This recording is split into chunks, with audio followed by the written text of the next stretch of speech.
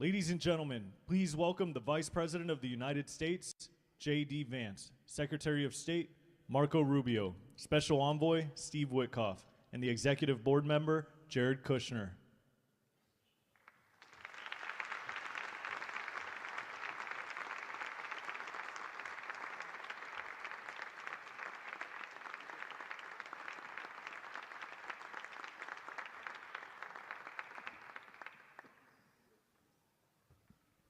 Ladies and gentlemen, please welcome the President of the United States, Donald J. Trump.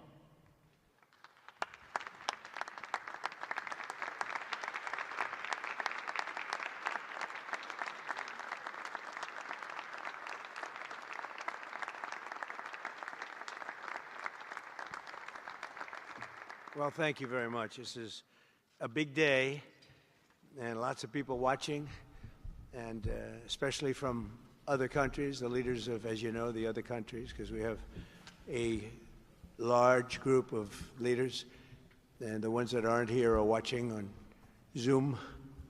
I hope they enjoy it. And the press, we appreciate it very much, so respectful. You've been so respectful of what we're doing. What we're doing is very simple, peace. It's called the Board of Peace, and it's all about an easy word to say, but a hard word to produce, peace.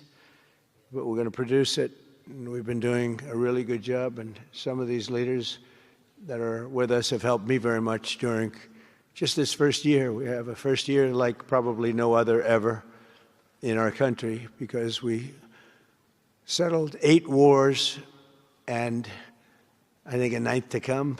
It's turned out to be a tougher one. I thought that was going to be the easiest one, but with war you never know what's easy and what's not so easy. But we've had a great relationship, and I've become friendly with so many of the people.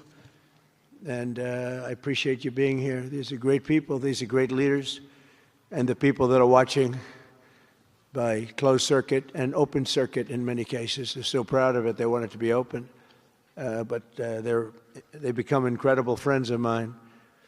And, you know, we rebuilt our country in my first term, and now we're at a point that the United States has never seen before. We broke 50,000 on the Dow. They said that would take 4 years. We broke 7,000 on the S&P. They said you couldn't do that within 4 years. It would be impossible. And when I came in, they were all saying, if you could get to anywhere close to 45,000, it would be amazing achievement over 4 years. Well, we hit 50,000 in the first year, and we hit 7,000, which was actually tougher to do, according to the Wall Street geniuses. We hit 7,000 in the first year. They said it could take 4 or 5 years. They'd be very happy. It would have been a great job. We did it in 1. But we're doing a great job. Board of Peace is one of the most important and consequential things I think that I'll be involved in. We've been involved in a lot, and really I've been involved in a lot with the people up here. We work together on ending wars with their country. Some of the wars were 32 years long, 32, 34, and a 37. That's a long time, and we ended it in about 2 days, each one of those. But we have some other work to do, and we're getting it done. Gaza is very complex. It's been amazing. I want to thank Steve and Jared for an amazing job. Marco's over there watching. Everybody's fantastic. And J.D., what a job. They're all doing. It's a team. I think it's the best team ever assembled. And you see that by the results. So today is a tremendous honor to welcome you all to the United States Institute of Peace for the inaugural meeting of the Board of Peace. Very important. I believe it's the most consequential board, certainly in terms of power. And in terms of prestige, there's never been anything close, because these are the greatest world leaders. Almost everybody's accepted, and the ones that haven't will be. And some are playing a little cute. It doesn't work. You can't play cute with me. But they're playing a little bit. But they're all joining. Everybody, most of them very immediately. A few that we really don't want because they're trouble. Take care of them. But this is the most prestigious board ever put together. You know, I've seen some great corporate boards. I've seen some great boards, period. it's peanuts compared to this sport, because we have virtually everyone is the head of a country other than Johnny, but he's the head of soccer, so that's not so bad, right, Johnny? I like your job the best, I think. And by the way, your World Cup has set every single ticket record in the history of soccer. In the history, nobody's ever seen anything like it. The sales are virtually complete. Nobody's ever seen anything, so congratulations. You made a good decision. We did it together. Thank you, Johnny. Great guy. So I want to thank the many leaders and dignitaries who have traveled great distances and lengths for the important gathering that we're at right now. This building was built for peace, and nobody knew what to name it. And then Marco named it after me. I had nothing to do with it. I swear I didn't. I swear. I had no idea. They said, there's a surprise coming. I didn't know that surprise. I thought they were going to give me a lot of money or something, maybe cash. Could always use some extra cash. But I came and they stopped the beautiful beast. I got out very safely, I'm sure, and looked up, and there it said, Donald J. Trump on the building. And when I say that had nothing to do, nobody believes it, and that's okay. But I appreciated it. That was Marco and JD and a group got together, and they did that, and I just thought it was very nice. And it makes me work harder. We're going to have to work harder. We're going to have to make this building much more important. It's brand new. They built it for peace, but nobody occupied it. You know, nobody knew what the purpose of it. But the architecture is so beautiful, and it was with the meeting rooms, the reception rooms. It's really amazing. Who would think that it was built without anybody in mind or anything in mind, and then the State Department took it over. They liked it. Marco came over one day. He saw this. He said, "This building is great," and he actually claimed it. Right? He claimed it. And that's what he does. Where is Marco? I said, Marco, is that true? You claimed this building. You took it away from about 5 groups that wanted it. That was done very quickly, very methodically. But it was really, really built so beautifully in such a beautiful building. But we worked together to ensure the brighter future for the people of Gaza, the Middle East, and the entire world. I think that the Board of Peace, because it's mostly leaders and unbelievably respected people, but mostly leaders of Middle Eastern countries, countries from all over the world, and they've been very generous with money also. And the United States, which I'll say in a moment, is also very generous with money because there's nothing more important than peace. And there's nothing less expensive than peace. You know, when you go to wars, it costs you 100 times what it costs to make peace. We have a man at the end right there that's smiling because you learned that after 30 years of fighting, right? 30 years of fighting, we got it done. I want to thank you very much. That was a great thing you did, you and your new friend. They came to my office and they said, I've been fighting for 22 years. Now you're there for 23 years, right? But I've been fighting for 22 years. That's all I've done is fight this gentleman. And his counterpart was there for 7 years. He said, I've been there for 7 years. All I've done is fight this gentleman. And we had it worked out in about 24 hours, right? And it's been a good piece of that. I think they've become friends. I'm not sure I'm allowed to say that, but I think so. I think they've become friends, right? Right. Great. Stand up. Stand up. These are 2 tough cookies, too. You think that was easy? It wasn't easy. These are 2 tough people, good people, but tough people. But, you know, we're in the Oval Office, and we were getting near, but the one was at one side of the room. I have 2 chairs right in front of the desk, the beautiful, resolute desk. One's over here. One's on the other side of the room. I said, folks, could you get a little closer? Well, I don't. They felt very uncomfortable. You know, they've been killing each other for 32 years. So I say, can you get a little closer? After 1 hour, they were right next to each other. We made a deal. They hugged, they signed, and we had peace with 2 very important countries, and I'll never forget it. So they started off a little weak, and they ended up really strong, and you can be very proud of yourselves. It was a beautiful thing to see. Thank you. Look at that. Can you believe it? 32 years. Thank you. Thank you very much. But we're honored to be joined today by Prime Minister Rama of Albania. Where is President Milei? You're another one, I'll tell you. Where is President Milei? I endorsed him. I'm not supposed to be endorsing people, but when I like people, I've had a very good record of endorsing candidates within the United States. But now I endorse foreign leaders, including Viktor Orban, who's here, and others. And I endorsed this gentleman, Milei. He was a little behind in the polls. He ended up winning in a landslide. I just endorsed the Prime Minister of Japan. She was in a tight race, but was probably going to win. And she won in the largest number in the history of Japan. So she likes me a lot. But it was an honor, and you're doing great. Oh, look, they're sitting right next, Victor. But ultimately, I think I'm going to end up endorsing. Hey, look, as long as it works, it's okay with me. But the endorsement seems to be working in foreign countries, too, so that's good. But nice to have you both. Victor, nice to have you both. Very proud of you. The Prime Minister of another, really just a great guy, Pashinyan of Armenia. President Aliyev of Azerbaijan. I love saying that name now, At the beginning, it was giving me a hard time. Now I love saying it. It's a beautiful name. I love it.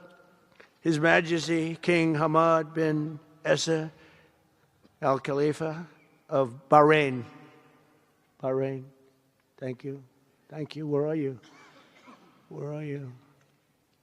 He's so rich, he can sit there. He can sit wherever the hell he wants. He could sit up in the corner. He could sit up top.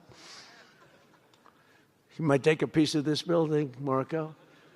He'll take 25% of the building for about $6 billion. Thank you. And you've been very generous also. We appreciate it. Prime Minister Hun Manet of Cambodia. Raise your hand wherever you may be. Because, hi, how are you?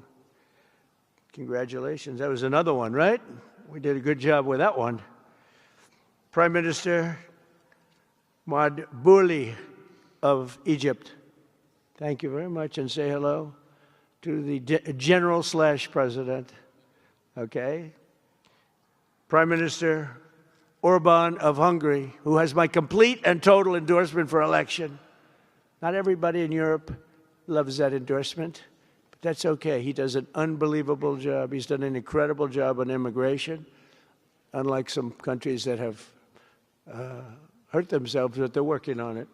But I just want to let you know, you have my total and complete endorsement, and I'm putting it out. I already did, but I'm putting it out again. And you're coming up with an election, and I think you should be good. I'll tell you, Milei did pretty well. He was a little down, right? And then he ended up winning in a landslide, so that's pretty good. You're going to do great, Victor. Thank you very much for being here. Appreciate it. You run a great country. A man that I really like a lot he's definitely tough. I don't want to fight him. President Prabowo of Indonesia. Thank you very much. Please, this is a big guy. I tell you, I said, how many people in Indonesia? He said, like 240 million. I said, no, say it again. How many? It's a big country you have. And you do a great job and respected by everybody. And thank you very much for being here. Thank you very much, Mr. President. President Tokayev of Kazakhstan, thank you very much. What a country that is. It's a wonderful country and a rich country, in case anybody has any question. We have some very rich people here today. President Osmani of Kosovo. President, thank you very much. Great job you're doing, too. Thank you very much.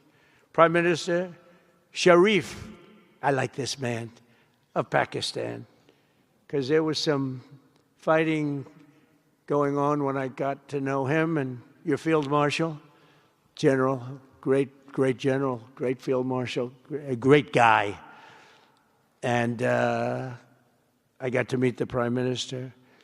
And he said in front of our Chief of Staff, Susie Wells, who's right here, he said, nobody knows this, but I believe that President Trump saved 25 million lives when he stopped the war between us and India, right? You made that statement. I said, 25 million lives? Could have been much more, actually. But it was really a beautiful thing. You said that in front of a group of people they walked out. They don't think about it, but you're talking about that kind of lives. That war was raging. Planes were being shot down, right? And it was Pakistan and India. And I got on the phone with both of them, and I knew them a little bit. I knew Prime Minister Modi very well, actually. But I got to know Pakistan through a little trade. They were trying to make too good a deal, and I got a little upset with them. And in the end, they got what they wanted, right? And they made a good deal. And I got to like them, the Prime Minister, the Field Marshal, who's a tough man, a tough, good fighter, right? Good, serious fighter. I like good fighters, actually. And when I heard that they were fighting, I picked up a certain newspaper. I won't tell you which one because it's fake news generally. But I picked up this newspaper and I saw that Pakistan and India were really going at it. And then it got worse and worse, and many planes were shot down. It was all out. And I called them and I said, listen, I'm not doing trade deals with you two guys if you don't settle this up. They said, no, that has both of them. They didn't want to do that. I said, no, it has to. If you don't do it, I'm not doing a trade deal. We're not doing a trade deal. And they do a lot of business with the United States, and they sort of softened up all of a sudden. And all of a sudden I read where there was a little bit of a pullback by one, then the other, and all of a sudden we worked out a deal, right? But I said, if you fight, I'm going to put 200% tariffs on each of your countries, which essentially makes you not allowed, you can't do any business. One of them, I won't say which one, said, no, can't do that. They both wanted to fight. But when it came to money, it's nothing like money. When it came to losing a lot of money, they said, I guess we don't want to fight. And we solved that deal in 2-3 days, right? And we did. We said, these are two very powerful nations. These are two nuclear nations. And I don't want to say what was going to happen, but, bad things happen. So, Prime Minister, I want to thank you because that was a very big deal. People have no idea. A lot of them say, oh, well, they weren't fighting. They were fighting. 11 jets were shot down, very expensive jets. And they were all in. Both of them were all in, and now they're not. And I think we'll always be able to settle up with them. I really do. I think you're going to have, it's a lot of progress was made even in the relationship. And Prime Minister Modi also, he's a great man. He's a great guy. They're all great. But I was very proud of it. President Pena of Paraguay is here. President, thank you very much. Young, handsome guy. It's always nice to be young and handsome. Doesn't mean we have to like you. I don't like young, handsome men. Women, I like. Men, no, I don't have any interest. Good. That's right. Thank you very much. You're doing a great job, too. His Excellency, Prime Minister Al-Thani of Qatar, just a great man, a great man and highly respected. And he's working with a man who is amazing. I always say he needs a public relations agency because you do so much good and they have you down as evil. And you're not evil. You help us so much and you're such a good ally. And I just want people to know that. And the Emir is incredible, smart. As smart as you can be, a great leader. And he cares so much for the people. And he cares so much for the Middle East. So I want to thank you very much and send my regards. Your country has been a great help. So, surprising to some of the people writing out there, but now they'll start changing their tune because it's true. I only tell the truth. Prime Minister Don of Romania, wonderful people. The Romanian people are fantastic people, like you're fantastic. And a lot of them come and work in this country and help us in this country, as you know, and it's they are just really, really solid people. President Mirziyoyev of Uzbekistan, who is where? There he is, and a friend of mine. He's got one of the most difficult names in history, but that's okay. It doesn't matter. Your country's doing great. You're doing great. And just no problems. Every time I see him, nope, we're doing good. No problems. And General Secretary To Lam of Vietnam. Vietnam is incredible as a country and as a force, and it's an honor to have you. A really great honor to have you. A lot of respect for your country. We also want to express my gratitude to Vice President J.D. Vance, who is a fantastic man. He's a fantastic talent. He was a great student. He went to one school. He graduated. You know, most people, if you watch some of the people that were at the event in Munich, they didn't graduate quickly from college. They had everything they could do. There was one young, attractive woman. She was unable to answer questions. And she didn't do so well like J.D. did in college. J.D. graduated in a 4.5-year college in 2 years.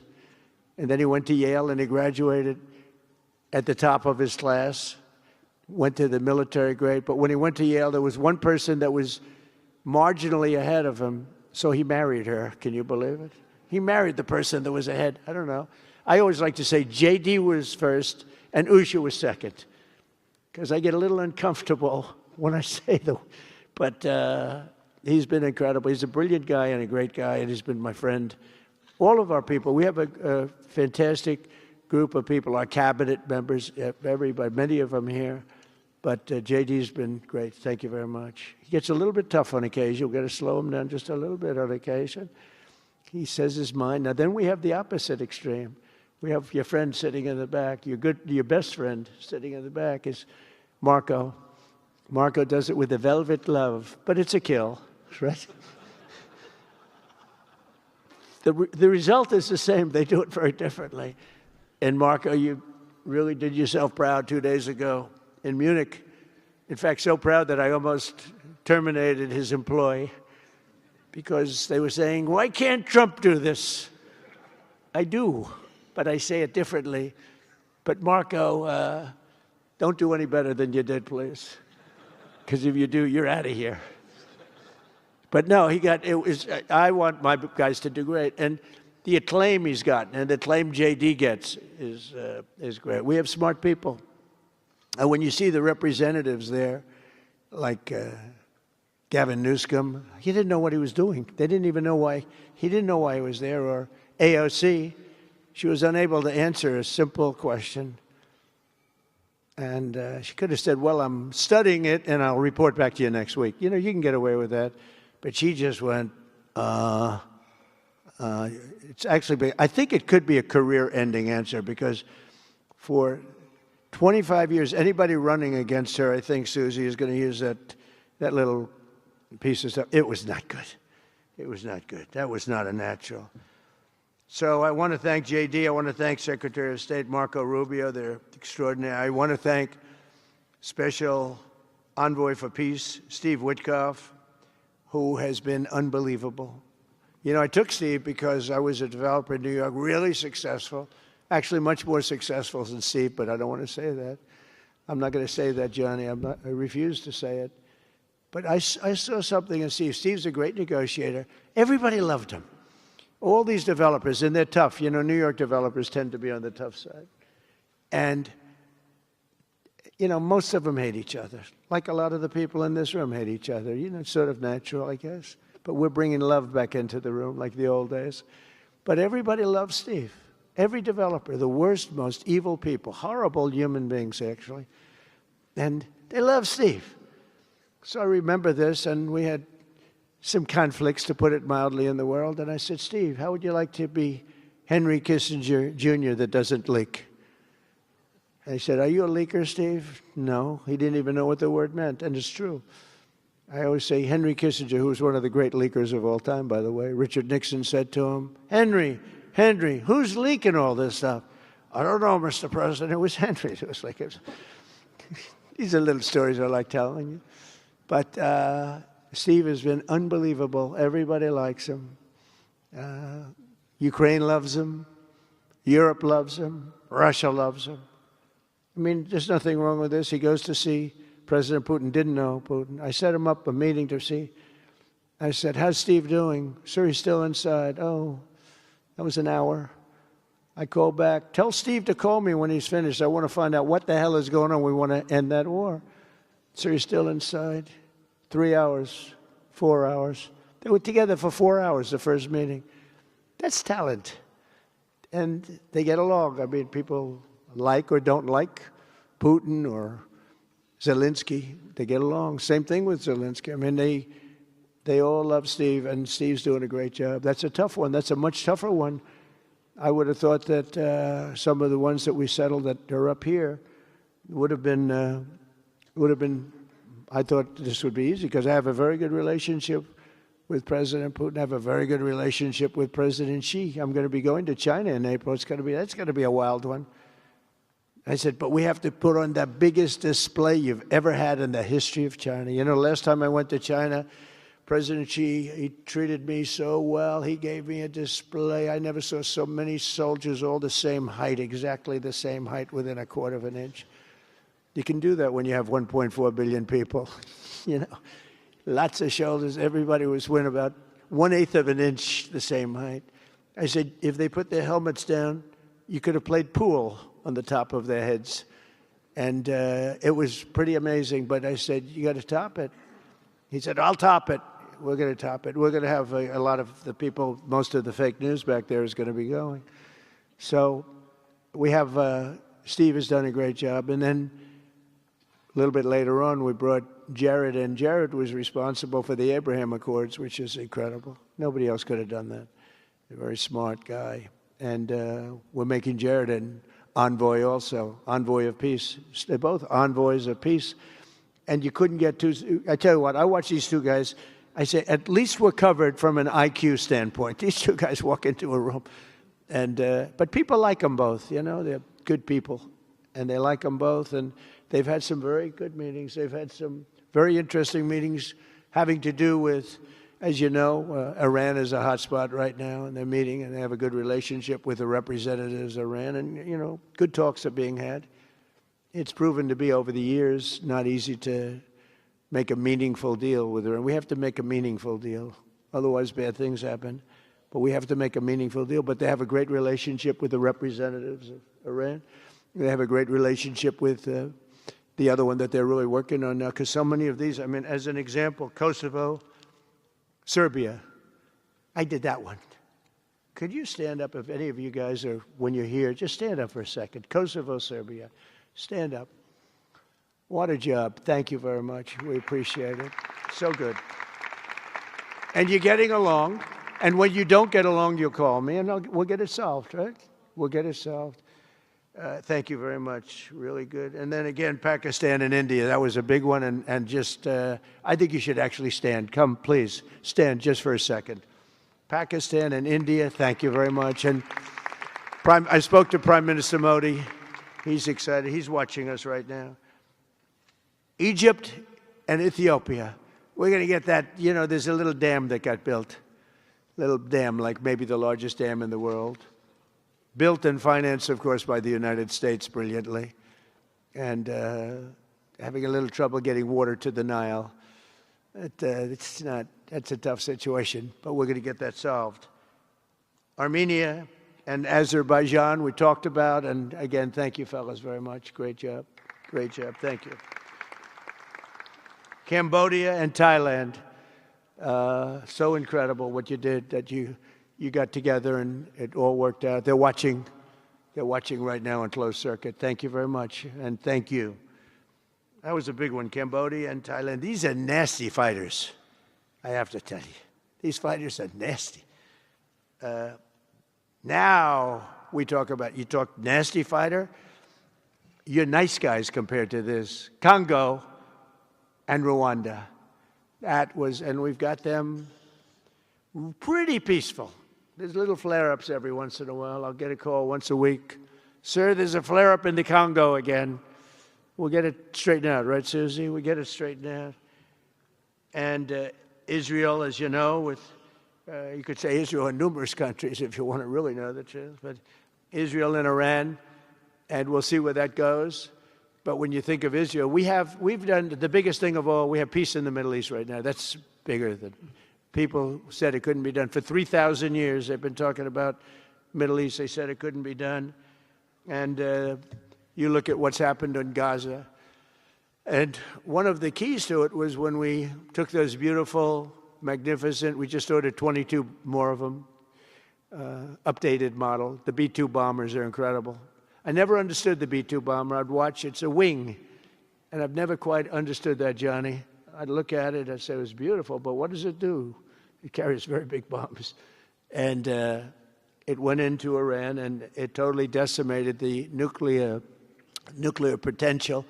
And when it did, when it decimated that, all of a sudden we had peace in the Middle East, because there was a black cloud hanging over the Middle East, and if that wasn't done, that cloud would have been there. And countries like Saudi Arabia, countries like Qatar, countries like, nobody could have signed. You would have had that threat.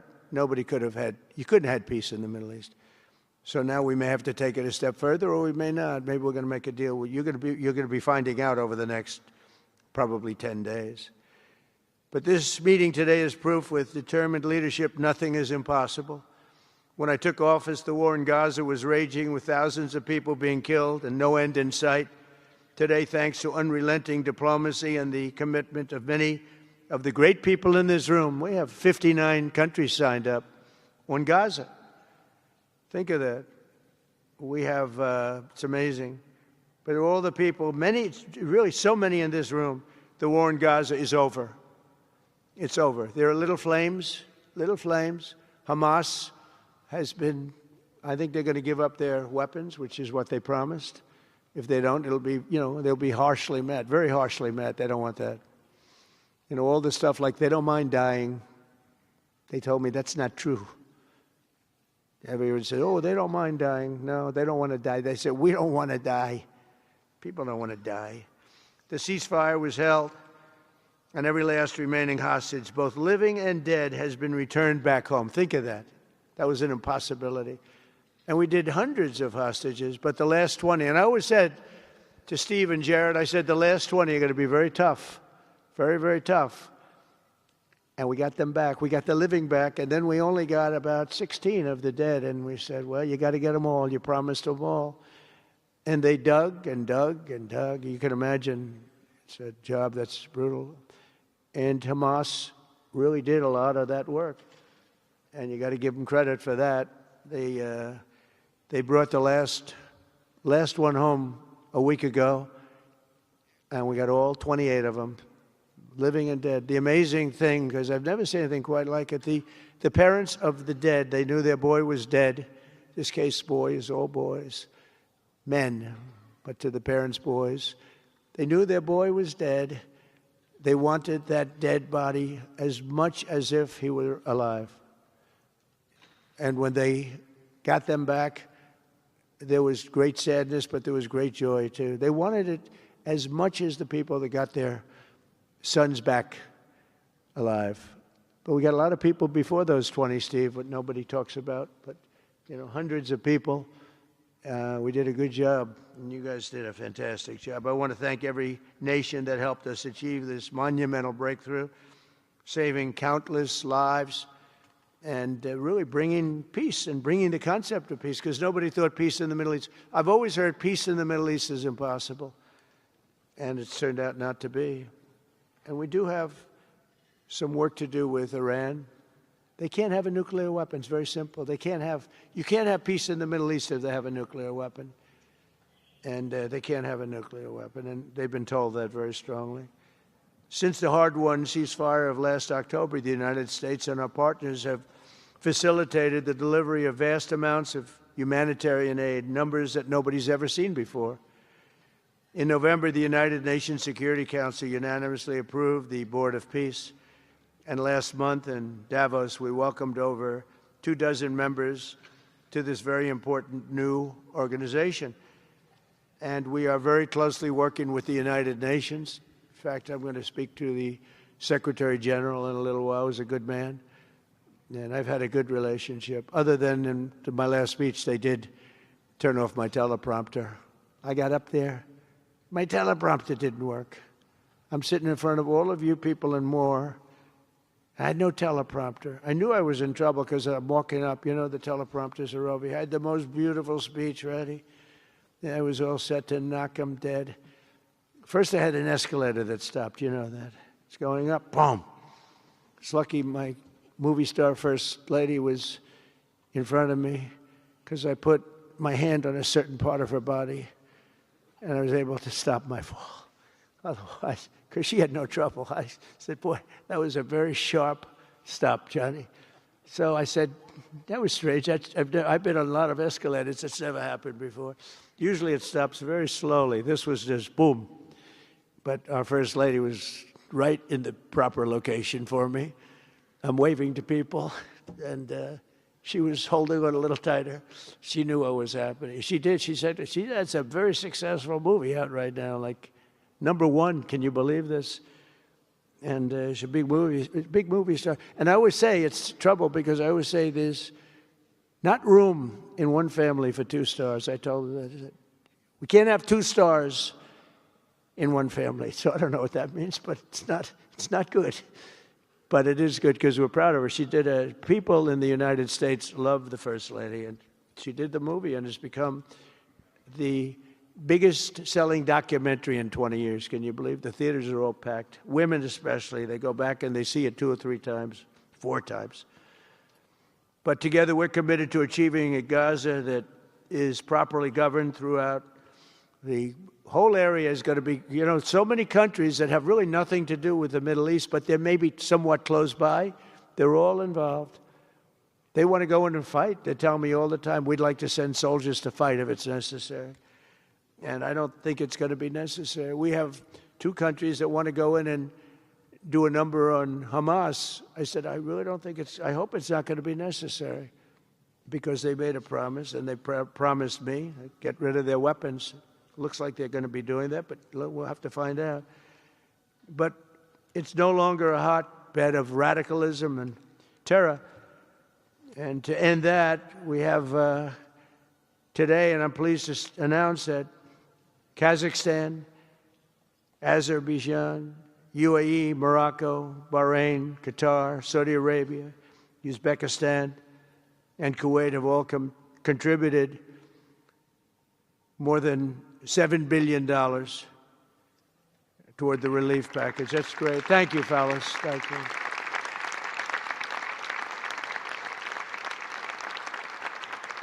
And many more are contributing, too, so the numbers are, this just started. This is our first meeting.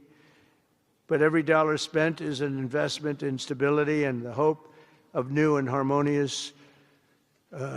It's a region that's so important, it's so vibrant, it's so incredible. The people are so incredible, but we want to have a harmonious Middle East. The Middle East is amazing. So many friends in the Middle East, they're so smart. Sometimes they're too energetic. That's a lot of people aren't energetic. Sometimes they're a little bit too energetic. These are great people. The world is now waiting on Hamas, and that's taking place, and it's the only thing that's right now standing in the way. We have Lebanon with certain things that we're working on that are very important. We have to solve the problem of Lebanon, but it's relatively small in terms of what's been done. And again, the key was getting rid of the nuclear potential, because Iran would have had a nuclear weapon based on everything we found out since within 1 month. We can't let that happen. So many of our friends in Europe are attending today, and we're eager to have them become full members. They all want to become full members, and we've had a great response from Europe. And Europe is, it's where I come from, where so many people come from that are in the United States. But we have a great relationship with Europe. We have a great head of NATO. He is a fantastic man, and he's doing a great job, really great job. I'm excited to announce that Norway has agreed to host an event bringing together the Board of Peace. Oh, I thought when I saw this note, I'm excited to announce that Norway, I thought they were going to say that they're giving me the Nobel Prize. Oh, this is less exciting. Oh, it says, I'm excited to announce that Norway, and I'm saying, oh, great, I'm getting the Nobel Prize, finally. Finally, they got it right. But I don't care. I don't care about Nobel Prize. I care about saving lives, just so you understand. We play and we all, do what we have to do. I only have one thing. I don't want to see people killed from parts of the world that are very far away from the United States. And if I have an ability to turn off wars, I want to use that ability, because it's people. Millions of people. It's like the Prime Minister said, 25 million people maybe. And that's a small number compared to what it could have been if you really think about it, right? No, I want to save lives, and I don't care about prizes. And the UN Office for Coordination of Humanitarian Assistance is raising $2 billion for the support of Gaza.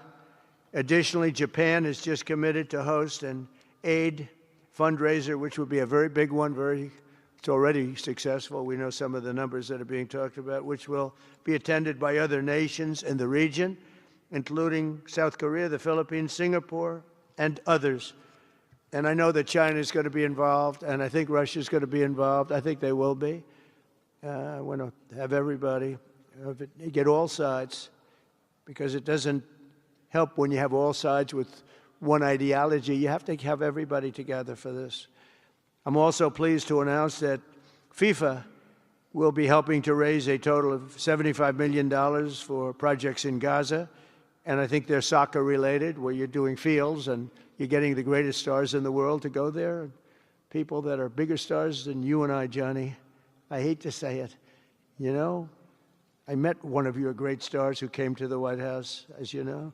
And my son was very excited. These are great people. These are great people. And Johnny's going to bring the stars to the area. And they're really known. People in Gaza know every one of them, right? You know? So it's really something. And we'll soon be detailing the announcement. And if I can I'll get over there with you. I want to thank Johnny and FIFA for all of the wonderful things they did and are doing. They gave me their first Peace Prize. They gave me a Peace Prize. I think they saw that I got screwed by Norway, and they said, let's give him a Peace Prize. I mean, very good. Thank you, Johnny. I appreciate it. Johnny's very smart. He said very, very smart. The nations represented here today, just in closing, are not just contributing money. Some are also pledging personnel to help preserve the ceasefire and secure a very enduring peace. We have to have enduring peace. Having peace, knowing it's going to blow up in 2 weeks, doesn't mean anything. In particular, Indonesia, thank you very much. Indonesia. It's a great country. Thank you very much. Look at that man. Look how tough he is. You think it's easy dealing with him? Look at that face. You are a tough cookie. And we say it lovingly, too. We need strength. You say, see, he doesn't mind. He's tough and he's smart. And smart is more important. Morocco, thank you very much. Great. What you're doing is great. Albania, Kosovo, Kazakhstan have all committed troops and police to stabilize Gaza. Egypt and Jordan are likewise providing very, very substantial help, troops, training, and support for a very trustworthy Palestinian police force. We think we're getting some very good people on that police force. And, you know, it's peace in the Middle East. We have peace in the Middle East. Think of it. For years you've been hearing about peace in the Middle East, and everybody's saying it's impossible. All of these countries are working together around the vision of a Middle East that is free from the curse of extremism and terror. And now is time. And by the way, even people with extremism and preaching extremism, they're exhausted. They're tired. It's been going on for too many years. I don't care who you are. They're tired. They want peace. And now is the time for Iran to join us on a path that will complete what we're doing. And if they join us, that'll be great. If they don't join us, that'll be great too. But it'll be a very different path. They cannot continue to threaten the stability of the entire region, and they must make a deal. Or if that doesn't happen, I maybe can understand. If it doesn't happen, it doesn't happen. But bad things will happen if it doesn't. With the commitments announced today, the Board of Peace is proving that it does not just convene countries.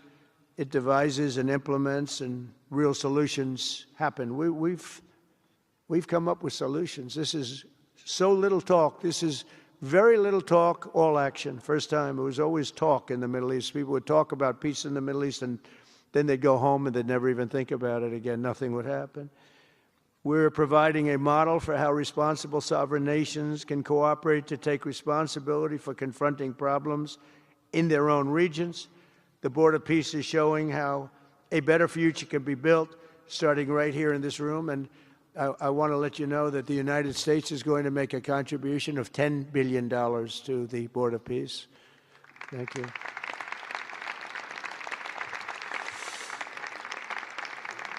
And we've had great support for that number. And that number is a very small number when you look at that compared to the cost of war.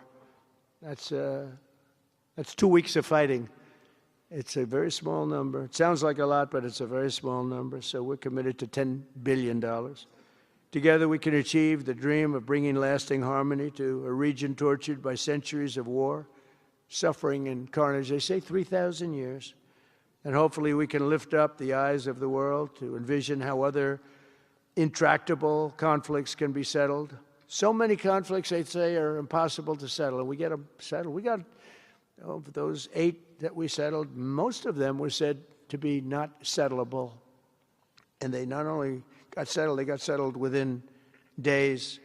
More impossible problems can be solved as we go along this very beautiful path. I think it's a beautiful path. I think it's such an important day. Even the weather's beautiful. We walk in, it's beautiful. Everything's beautiful. But the ancient wounds can be healed, and they are indeed ancient. This has been going on for so many centuries that our entire planet will be a better, safer, more beautiful, and more peaceful place for us all. We're going to be working with the United Nations very closely. We're going to bring them back. I think the United Nations has great potential, really great potential. It has not lived up to potential. The 8 wars, I never even spoke to them about one of them, and I should be speaking to them about all of them. Someday I won't be here. The United Nations will be, I think, is going to be much stronger. The Board of Peace is going to almost be looking over the United Nations and making sure it runs properly. But we're going to strengthen up the United Nations. We're going to make sure its facilities are good. They need help, and they need help money-wise. We're going to help them money-wise. And we're going to make sure the United Nations is viable. And you have some very good people at the United Nations, can do a good job. But as I said, I've said it for years, United Nations has tremendous potential. A lot of people didn't like what I said. They said, oh, you shouldn't say that because, you know, we don't care about the United Nations. No, it's really very important, and I think it's going to eventually live up to potential. That'll be a big day. So I want to thank everybody for being here. You're my friends. You're great leaders. You're great people. And I can honestly say, you know, you're strong leaders, you're tough leaders in many cases, and every single one that I'm looking at that's right here, I've gotten to know and I've gotten to respect, and really you're friends of mine. And if I can help you at all, you let me know. But this is going to be something, the Board of Peace will be something that, the likes of which I don't think anybody's seen before. And thank you all very much. It's a great honor. I'm going to ask J.D. Vance to come up and say a few words. Thank you very much.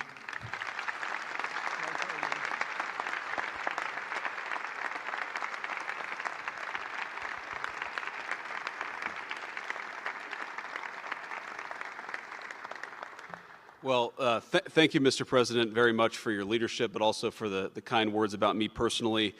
I knew exactly what I wanted to say, but then after the President said that I was so smart and that I didn't want to repeat our Congresswoman who froze for 20 seconds over in Munich, now I'm tempted, sir, just to freeze for 20 seconds and just stare at the cameras, and maybe they'll say nice things about me like they do about Congresswoman Cortez. But I have 3 very brief messages. First of all, to the President of the United States, but to the entire team, to Marco, to Steve, to Jared in particular, who've done such an incredible job. I think what this Board of Peace represents is a recognition that if you actually have a President of the United States and a team that's committed to diplomacy, it can actually work.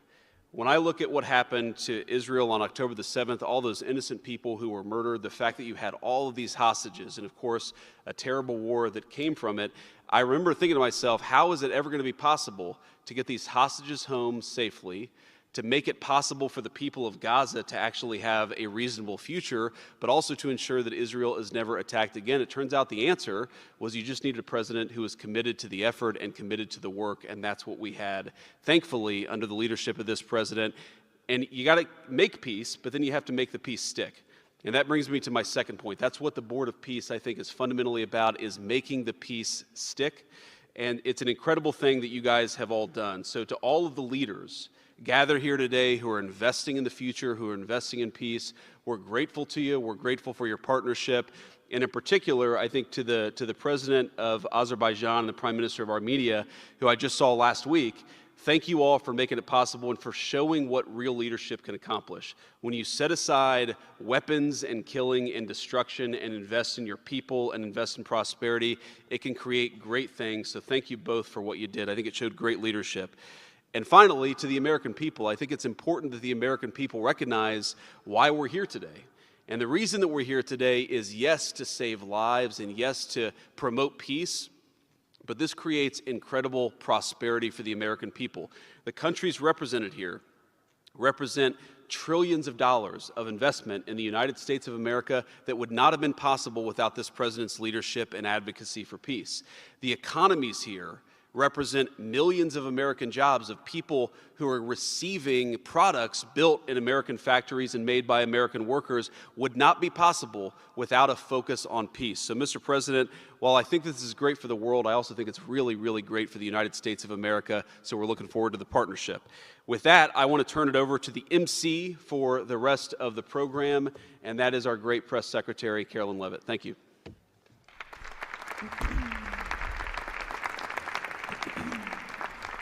Well, congratulations, Mr. President and Mr. Vice President, for convening the first ever Board of Peace meeting, and we will now hear from our Secretary of State, Marco Rubio.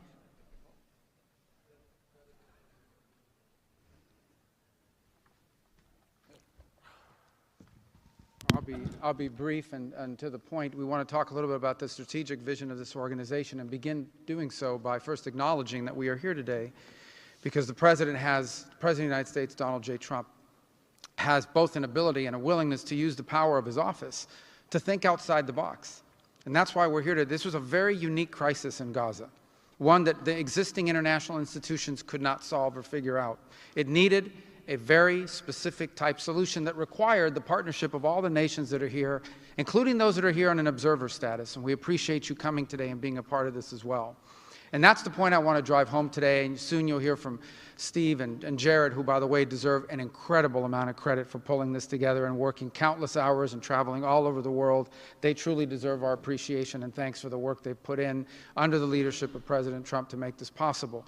This Gaza situation was impossible to solve under orthodoxy, under existing structures. And so what we did is they went to the UN, and they got the UN's approval to put this group together and bring these nations together to come up with a very specific solutions to a very unique and specific problem. We have a long ways to go. There's a lot of work that remains. It will require the contribution of every nation state represented here today, and we thank you for being a part of it. And we hope that this can serve as a model for other complex and difficult situations so they can be solved in the same way. But right now the focus is on this one. We have to get this right. There is no plan B for Gaza. Plan B is going back to war. No one here wants that. Plan A, the only path forward, is one that rebuilds Gaza in a way of enduring and sustainable peace where everyone can live there side by side with one another and never worry again about returning to conflict, to war, to human suffering, and to destruction. And again, Mr. President, thank you for having the vision and the courage to pursue something that has never been done before, and we're not done yet. And thank you to Steve Witkoff and Jared Kushner for the time and the work they put into this. And thank you on behalf of the State Department and the U.S. government to all of the nations that are here. Every one of you is indispensable, including our observer partners, who we hope can find your way to join us at some point as officially part of this. But we are grateful for the fact you're here today and the contributions you've made already. Thank you.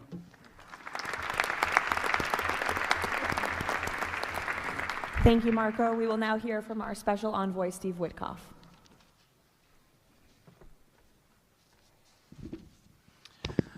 Thank you, everybody, for being here. I don't know if we ever believed that this was possible when we first started envisioning a Board of Peace, but of course, under the President's indispensable leadership, and it begins with that. It begins with President Trump's leadership and his direction. We are here today, and it's pretty amazing. I think we have some people to thank. We had an amazing partnership between the mediating countries, Qatar, Egypt, Turkey, Prime Minister Mohammed, You are an exceptional human being. You really are. Ali, thank you for everything you did. That's you right over there, Ali. Wherever Hakan is, Hakan, you were amazing. And so was Ibrahim and President Erdogan. And of course, to the Egyptians, Badr, I know you're smiling because we went through so much. And General Hassan was amazing. We all became friends here. And Prime Minister Sisi, President Sisi, pardon me, and so many others. But our team, JD, your insight, your counsel, and Marco, you're an amazing secretary, and it's a privilege to work for you. And Jared, you are my dear friend and the best partner I ever had. You are an amazing person.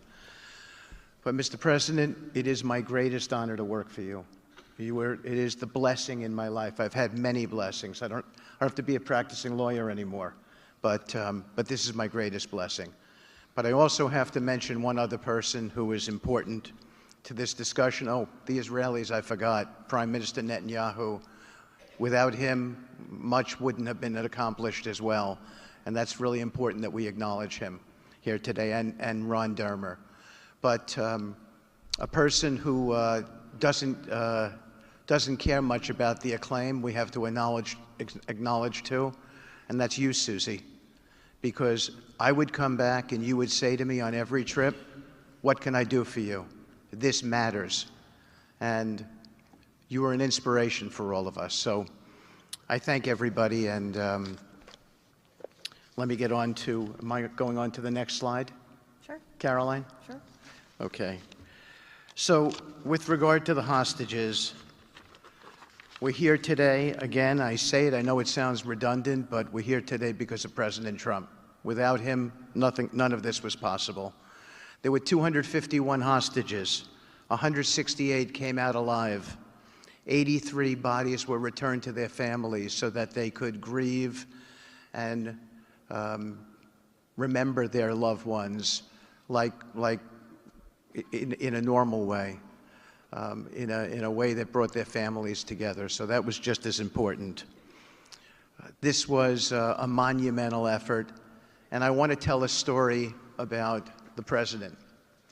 Every time a hostage family came to visit with us, they were not on the President's schedule. I would walk down to the Oval Office, I would tell the President that there was a hostage family here, and he would say, Steve, bring them up. Every single time. Mm-hmm. And when we got the last 20 out, we had a celebration at the White House, and I could see the emotion on the President's face.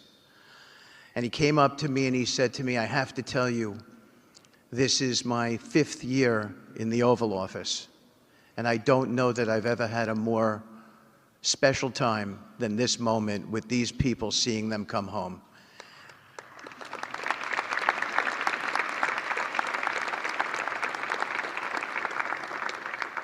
And I said to the President, you have to look around because none of them would be home without you, sir. None of them. So I only want to tell you, Mr. President, you gave me my greatest honor to work on this effort, and I thank you.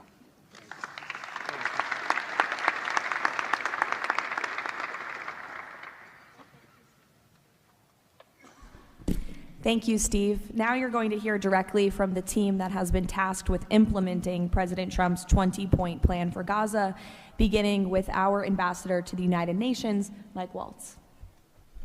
Thank you, and thank you, Mr. President, Excellencies. First, let me wish everyone a happy and prayerful Ramadan. Thank you so much for joining all of us today. Mr. President, Excellencies, bottom line, humanitarian aid has absolutely surged since the Gaza war ended. Our Central Command, our great military, is working together with Israel, with the UN, so many countries here to coordinate the aid, to make sure there's deconfliction. Over 70 countries now are participating in our Civil Military Command Center, and here are the results. Aid is up. 4,200 aid trucks have entered Gaza each week for 13 consecutive weeks, the longest stretch of high-volume assistance to Gaza in years. Diversion is down significantly from prior to the ceasefire, with less than 1% diverted this month.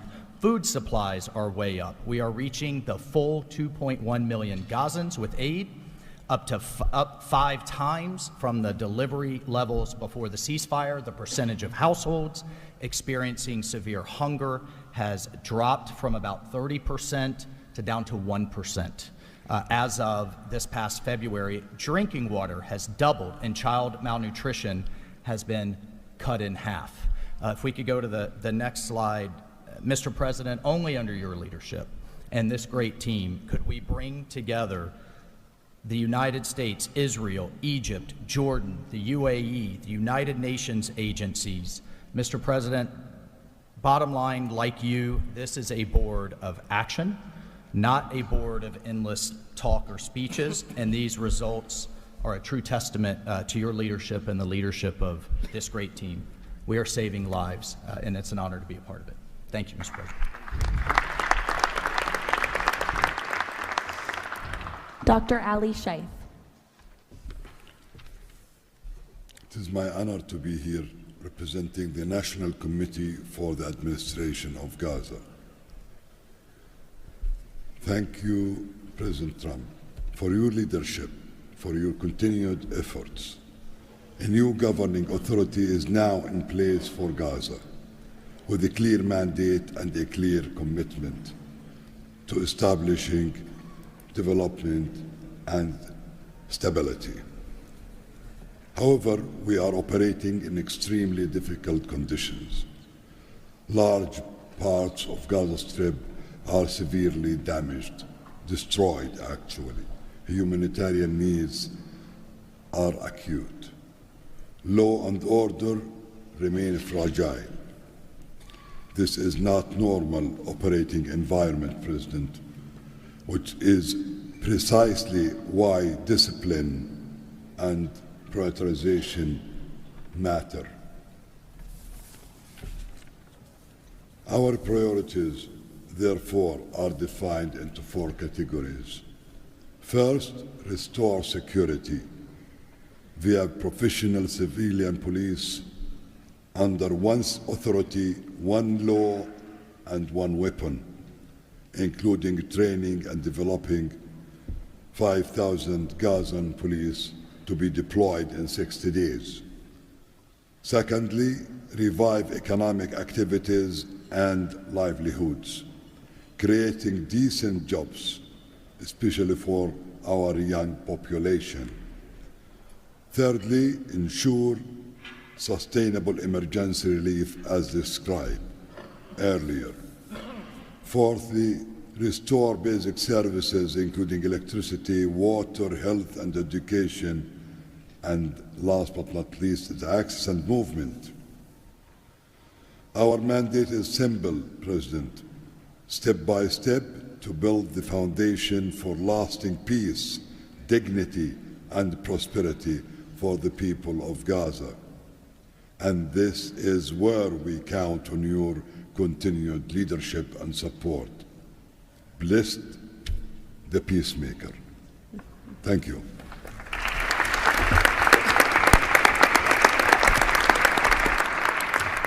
Thank you. Now, Nick Mladenov.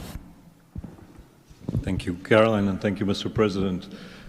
Today, we're very happy to announce that we're creating the Office of the High Representative for Gaza of the Board of Peace, which will be there to support, to guide, and assist the National Committee for the Administration of Gaza, hopefully removing the roadblocks that they will be facing in taking over civilian and administrative control of the Gaza Strip.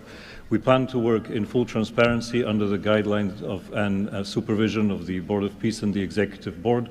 And of course, we will do that in great coordination with the Israel and with the Palestinian institutions, who we both require to make this work on the ground. And certainly with my very good colleague here, General Jefferson, the International Stabilization Force that is coming together.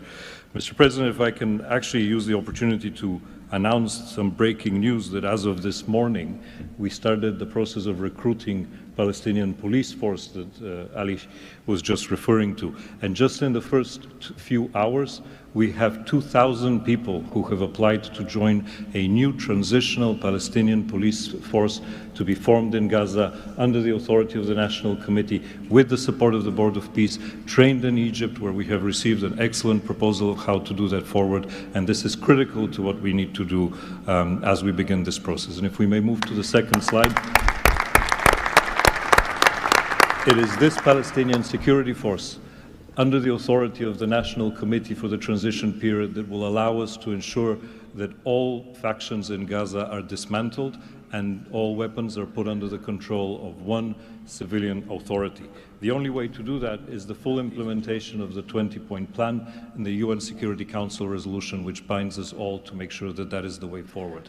We have now a fully agreed framework with the mediators on how to do this, and I thank very much the state of Qatar, Egypt, and Turkey for their excellent support in this. We now need to move forward on communicating it and negotiating the details of the implementation plan with the factions on the ground. But rest assured to all of you that we're on the right track, and if I can ask one thing of all of us, is to make sure that we have one message. There is no other option except the full demilitarization and decommissioning of all weapons in Gaza for reconstruction to begin and for people to have a new way of life going forward. Thank you.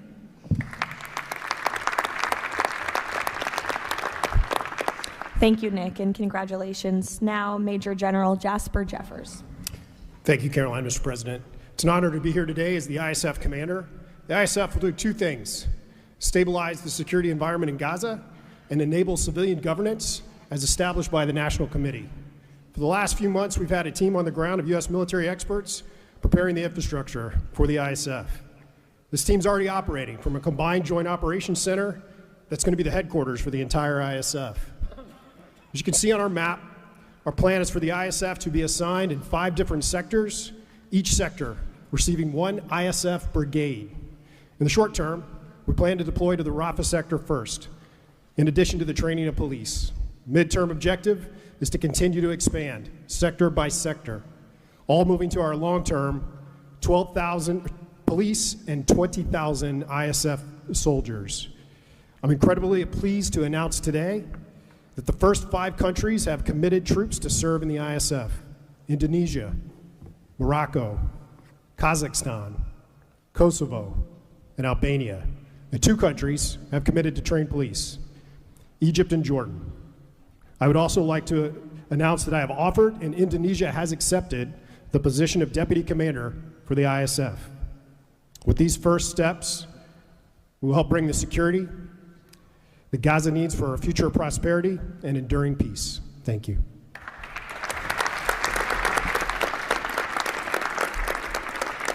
Thank you, Major General. Mr. Tony Blair.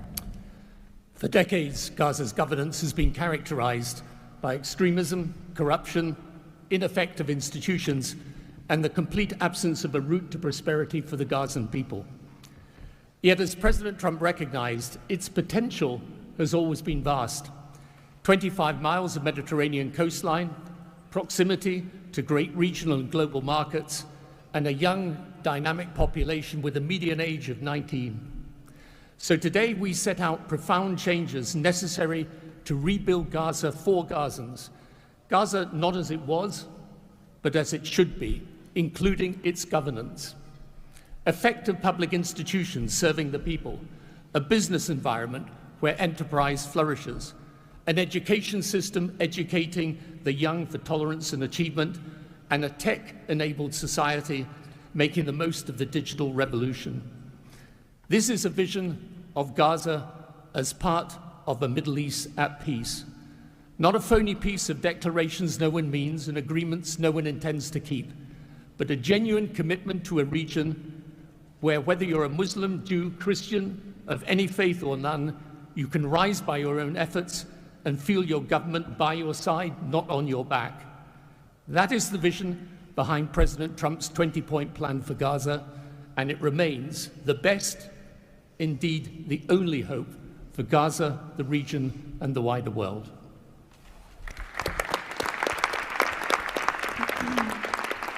Thank you. Mr. Yakir Gabay. Hello, everybody. Thank you, Mr. President. Gaza is destroyed.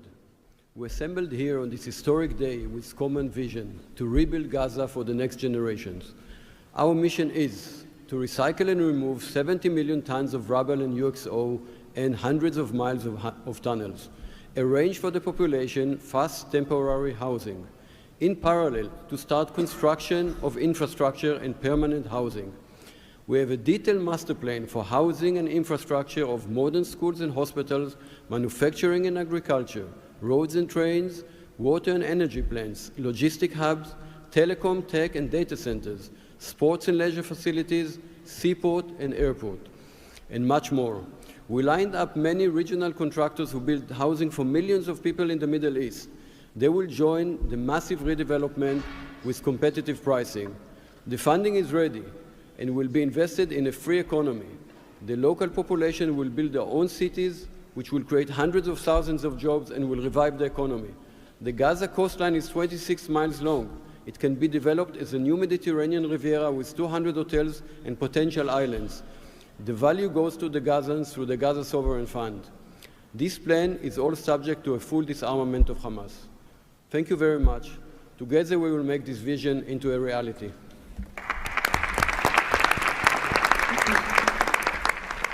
Thank you. Mr. Liren Tanmin. When we asked the NCAG what Gaza needs to unlock its potential, the answer was clear. Reconnect Gaza to the world, digitally and economically, and replace corruption with an open, tax-free system. Gaza was once a vital trade hub between Asia and Europe. Reconnection is a return to its roots. Even the word gauze comes from Gaza, where silk was woven and exported to Europe. So, we brought together Palestinian, Arab, and American partners to deliver practical solutions. By July, Gaza's 2G network will be upgraded with free, high-speed access to essential services. The NCAG is building a secure digital backbone, an open platform, enabling e-payments, financial services, e-learning, and healthcare with user control over data. This effort is supported by our regional partners, and I believe you will hear some exciting news from them on that later today.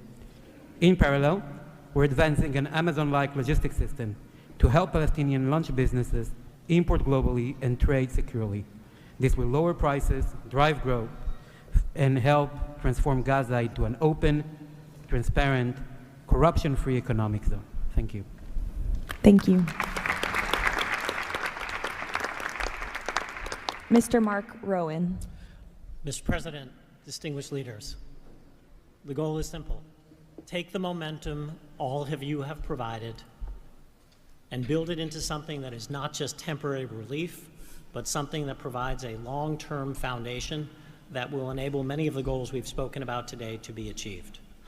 We plan to do this by gathering Gaza's productive assets in one unified structure.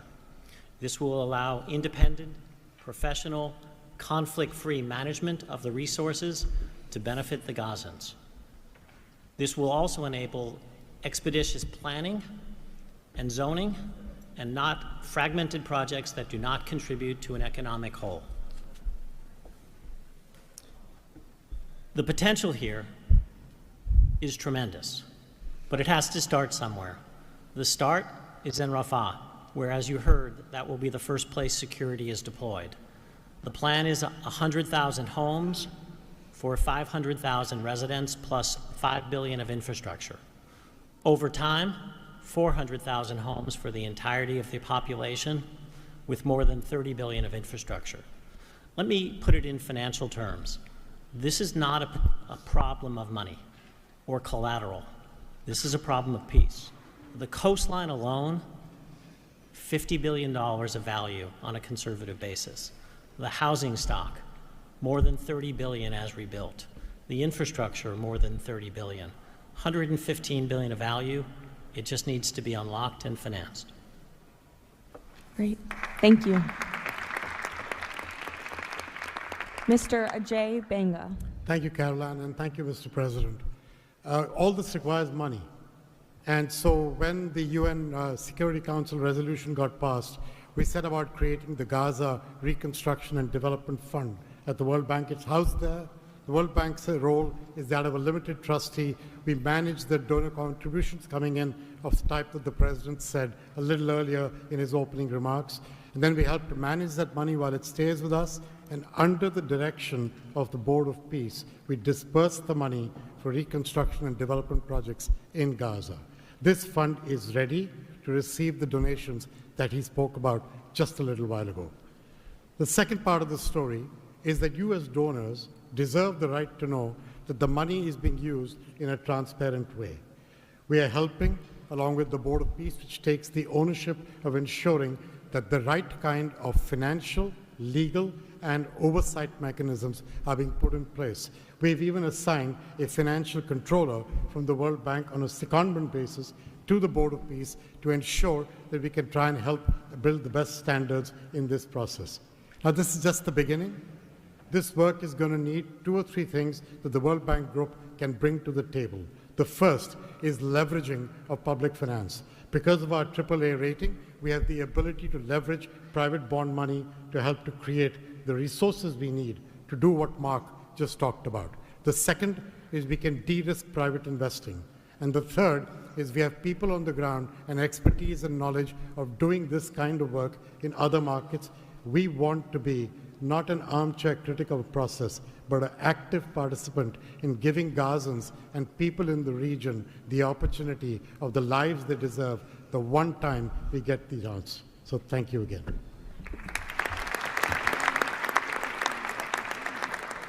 Thank you all for your tremendous work. Before we turn it over to many of the distinguished leaders who are here today, we are going to hear from Mr. Kushner to talk about the future of the Board of Peace. Thank you, Caroline, and thank you, Mr. President, Mr. Vice President, Secretary Rubio. We cannot change the past, but I think that what you're seeing today is that we can potentially change the future if we focus and do this in the right way.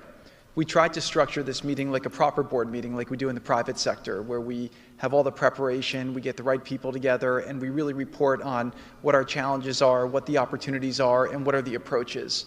What you've seen today is just a small sample of the work that's been done. And I really want to thank the entire team that's worked so hard at this. A lot of these people are volunteers. They're doing this not for any personal gain. People are not personally profiting from this. They are really doing this for their children and for their grandchildren and because they want to see peace. One small anecdote is Liran said to me, "Are you sure I should be presenting? I'm a Jewish Israeli and I'm working on Gaza and all these things." And I said, "That's exactly why you should be presenting today."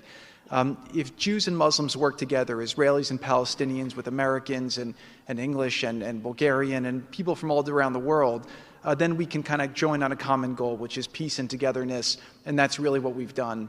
I want to thank President Trump. I remember working with you on your first foreign policy speech in 2016 that you gave at the Mayflower Hotel, and at the time, those ideas were considered to be very, very radical. What I saw as somebody who didn't have any foreign policy experience were just common sense ideas. Why can't the world be better? Why can't there be peace? Why can't there be more prosperity for all people in all ways? And I think over the last decade, you really have changed the way that the world thinks about a lot of these things. And I think that this organization is bringing a new approach and new ideas and new people together in order to effectuate it. I'd really like to thank all the countries that joined on very early. I see this as a very self-selecting group of countries that really believe that the future can be different and wanted to join in partnership and put their reputations and their resources and their time and their ideas on the way to say, these are the challenges we're putting into that we're solving in our own countries. We want to come with new ideas because we've achieved success and we believe that the world can be better in that regard. So I don't have to go through these slides in great detail, but we've secured today, even without the president's, amazing commitment, over $7 billion. As Mark said, we don't really have a resource issue here, although we are going to need everyone's support. We just need to be executing and doing this in a good way. We've dealt with the humanitarian issue. We've returned the hostages. But the one final thing I just want to talk about as well from our perspective is that the President Trump in his heart wanted to get the hostages home, but he also really wanted to help the people of Gaza. He saw the suffering that they were enduring, not through fault of their own, because of the bad leadership that they had, the situation they were born into. The war was a horrific, horrific situation. And I think through this process, thanks to Ali and the committee, we are now here to fully support the committee. We are here to help the people of Gaza, to lift them up and give them every opportunity to succeed. And we really see this as a partnership with them and with the Israelis to see if we can create an environment that can be peaceful, that can be functional, that can offer people the opportunity to really live a better life. And I think you've seen some of the work today, and hopefully we'll be successful. Like I said, the last one, failure is not an option, and we have to really push forward and keep finding ways to succeed with this. So really thank you, President Trump, Vice President Vance, and Secretary Rubio, and obviously Steve, who's been, like he said about me, I feel just about him. Working through all these challenges has been an absolute honor and a pleasure with you, and I've really been very lucky to have your partnership. So really thank you all, and I'll give back to Caroline. Thank you. Thank you, Jared. The war Hamas began has left... The war Hamas began has left Gaza in ruins. Yet from these ruins, a new future will rise. President Donald Trump unparalleled achievements in just a few months. The United States, together with key regional and global partners, has signed the 20-point Gaza Peace Plan, a blueprint for security, peace, and prosperity. All the hostages returned, the living ones to their homes and the deceased to burial. Ceasefire is stable, and the killings from both sides reduced by 99%. The United Nations Security Council approved the establishment of the Board of Peace chaired by President Donald Trump, a governing body dedicated to providing security, infrastructure, and homes for Gaza's people, ushering in the new dawn for Gaza. The new Palestinian Technocratic Government of Gaza, the NCAG, was elected with consent of all parties, including the Palestinian factions, Israel, and the Arab countries. Rafah border crossing with Egypt was open. The NCAG will secure the disarmament of Gaza to ensure one authority, one law, and one weapon. The United States and its partners, in coordination with the World Bank, are pledging billions of dollars to rebuild Gaza. Safe areas are being established in Rafah and later across the Gaza Strip, where families can receive shelter, food, health care, and education. In Rafah, Gazans will build their first new city. The NCAG, with the Board of Peace, will expand development across the entire Strip, employing hundreds of thousands in reconstruction and business activity. Transportation, water, and energy systems will be restored, and a modern economy will begin to emerge. Children will return to classrooms with a curriculum that promotes tolerance, dignity, and peace. Our goal by year 3, Rafah fully rebuilt, unemployment curbed, and Gaza connected to the world through an Abrahamic gateway, linking it with Egypt, Israel, Jordan, Saudi Arabia, the UAE, and extending to India and Europe. By year 10, Gaza will be self-governed, integrated into the region with thriving industries and housing for all. This is the framework for Gaza's rebirth: secure, prosperous, and peaceful.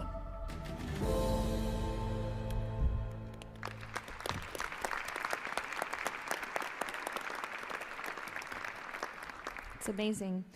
Now we will hear from our distinguished leaders who are here today, beginning with the King of the Kingdom of Bahrain. You're welcome. President Trump, distinguished members of the Board of Peace, it is an honor to participate in this inaugural meeting of Board convened by President Donald Trump. I take this opportunity to extend my heartfelt congratulations on this worthy and timely initiative. The meeting comes during the holy month of Ramadan, where we will pray to Almighty God that our endeavors will bring peace, security, prosperity to the world. As a founding member of the Board of Peace, the Kingdom of Bahrain recognizes and endorses the tremendous potential of this body, the extraordinary drive of its chairman, and his sincere efforts to unify nations in our common objectives of fostering an enduring peace for the Middle East. We greatly appreciate President Trump's initiative in presenting the Gaza peace plan and establishing this board as a vital platform for dialogue, action, and delivery. As we embark on this historic journey together, we urge all peace-loving nation organizations and groups to actively engage in the successful implementation of the second phase of the Gaza peace plan. This includes ensuring a lasting ceasefire in Gaza, facilitating its reconstruction, and providing hope and new opportunities for the people of Palestine and Israel. This inaugural meeting of the Board of Peace marks an extraordinary and pivotal chance to envision a new future to Gaza, one that emerges from the ruins of conflict to building a landscape of security, aspiration, hope, and opportunity for its people. And reaffirming our commitment to this vision, the Kingdom of Bahrain has contributed the funds towards the operations and administration of the Board of Peace, and today we announce our readiness to provide the necessary infrastructure and skills to establish an effective government digital services platform for Gaza. Our decision to join the Abraham Accord and enter into the CCBA agreement with the United States reflects our commitment to advancing peace and stability in the Middle East. The United States' historic and ongoing presence in our region has served as a positive force for stability, and we remain dedicated to strengthening our partnership. We look forward with optimism to working with the Board of Peace and all of our international partners who share our ambitions for a brighter future for all. Thank you, Mr. President.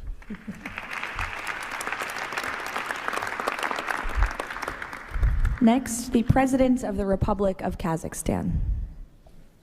Dear Mr. President, ladies and gentlemen, our meeting here at the Donald Trump U.S. Institute of Peace comes at a moment when decisive and pragmatic actions matter most.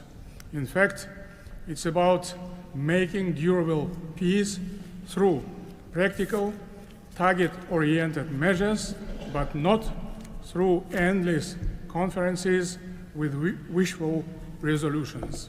Mr. President, your clear vision and far-sighted approach to promoting global peace and stability has inspired my country to join the Board of Peace.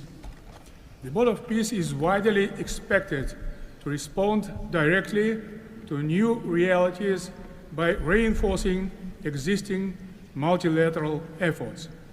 The world has never seen a move like this.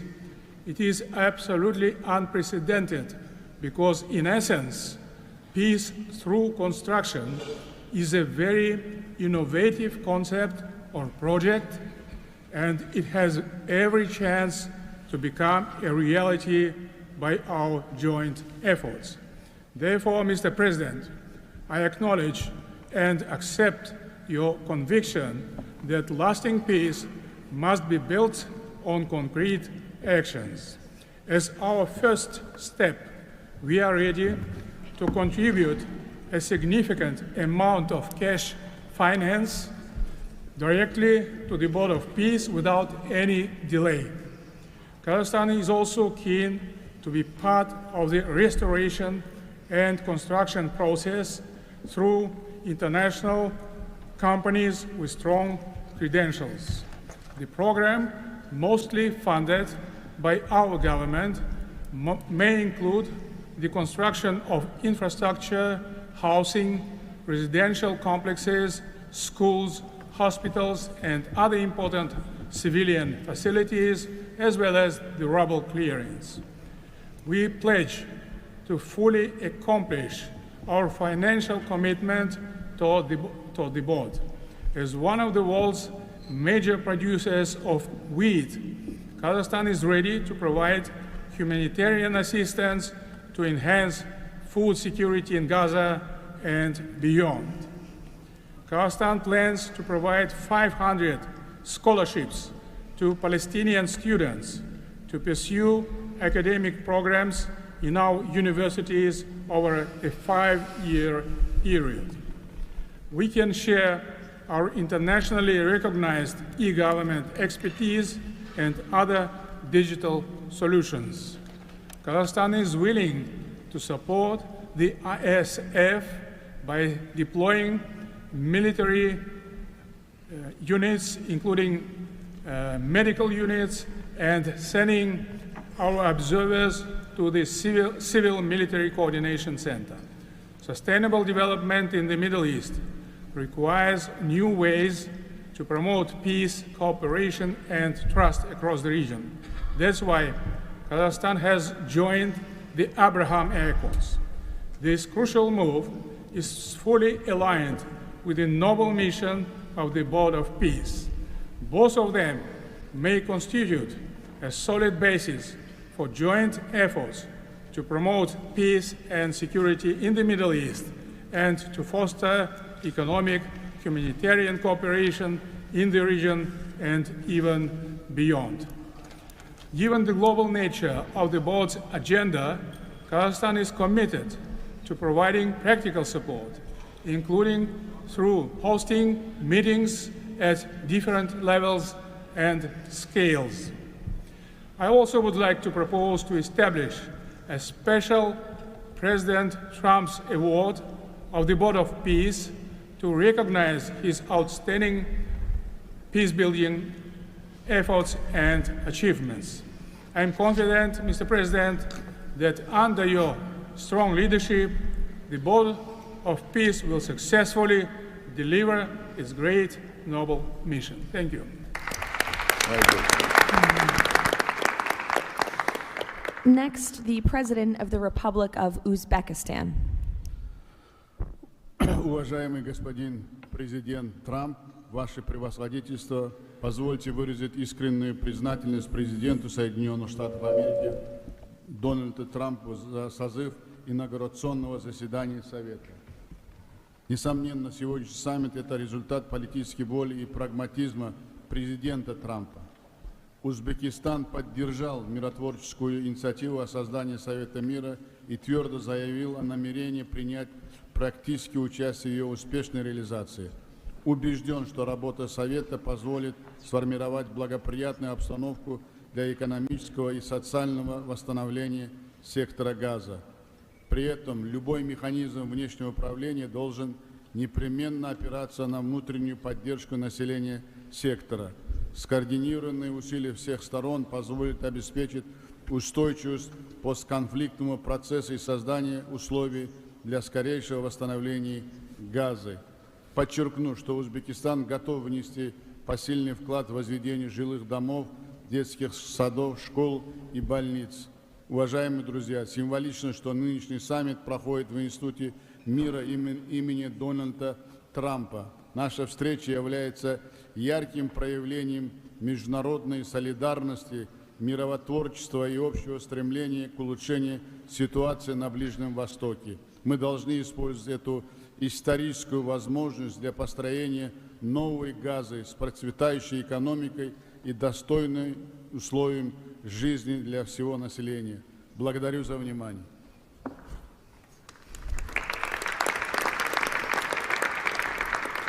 The President of the Republic of Indonesia.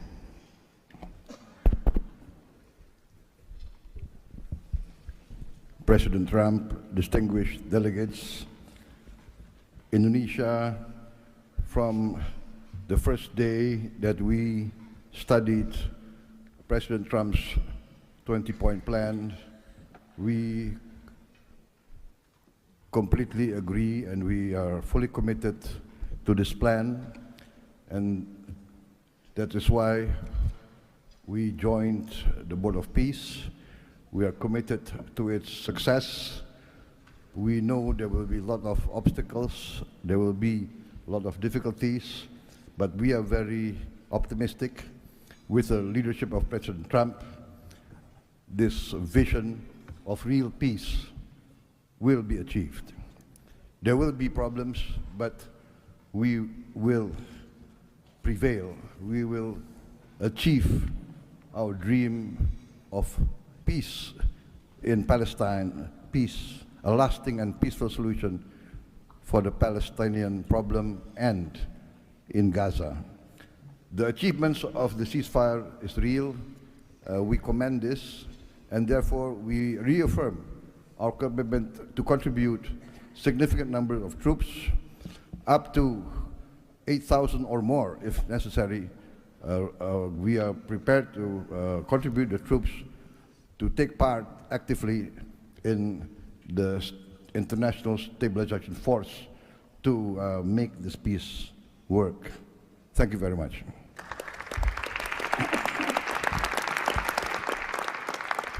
The President of Romania. First of all, President Trump, thank you for convening this very important meeting, and thank you for your involvement and leadership for the peace plan in Gaza, a peace plan that have been comprehensive and stable, and also for your efforts and results in other parts of the world.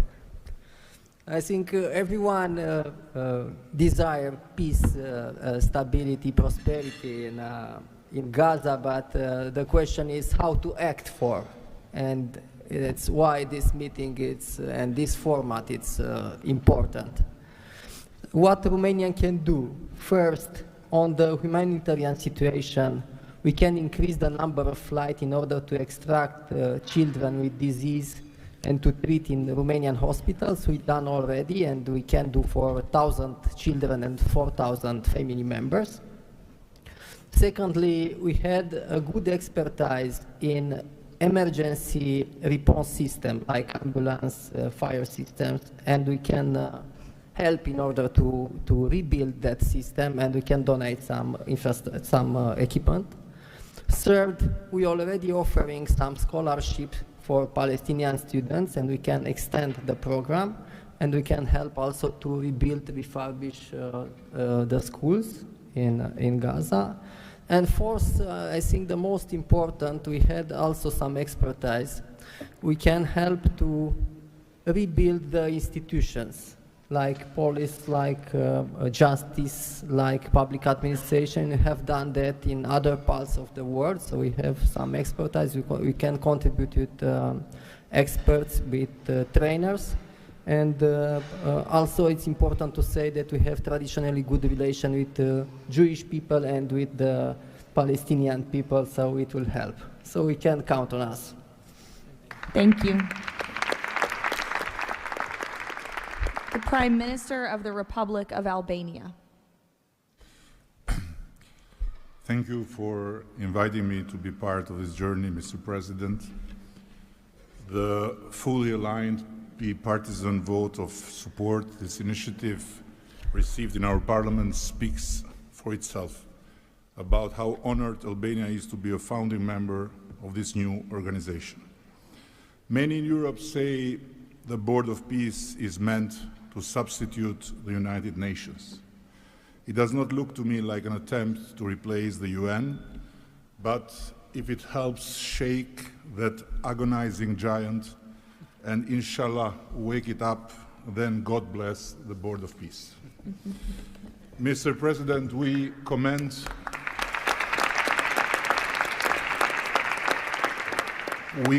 your decisive role in bringing a halt to the heartbreaking conflict in Gaza, and Albania has confirmed its participation in the stabilization force with our troops.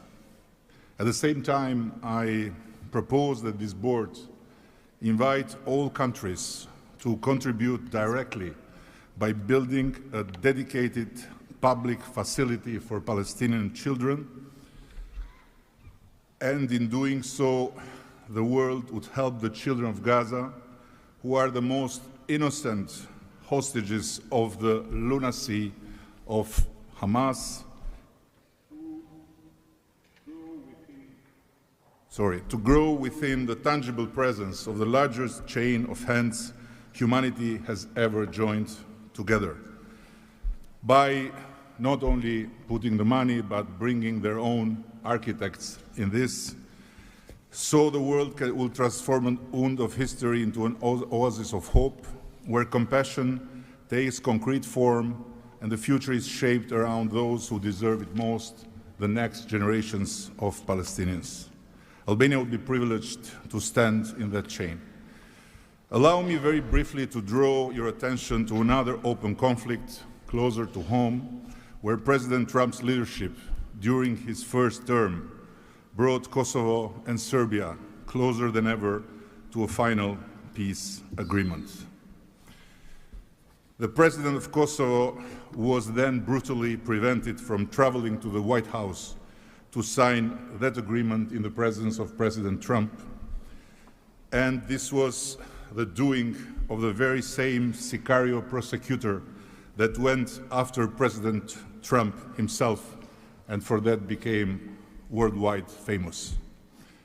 Today, the Kosovo president have now spent 6 years in pretrial detention before a special court in The Hague, sponsored by several democratic states, some of them present here, that should be shamed of that type of international justice. Just last week, Mr. President, another prosecutor, funded by this great country and its taxpayers, requested 45 years of imprisonment for him, a request that sent shockwave of humiliation through an entire peace-seeking nation.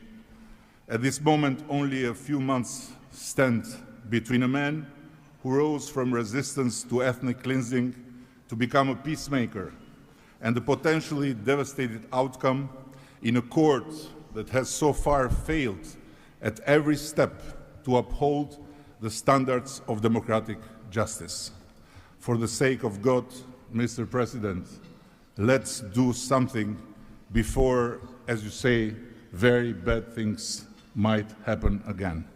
And again, thank you so much for including Albania in this noble initiative by bringing close friends of Israel and of the Arab countries. We very much hope to be an added value in your amazing vision.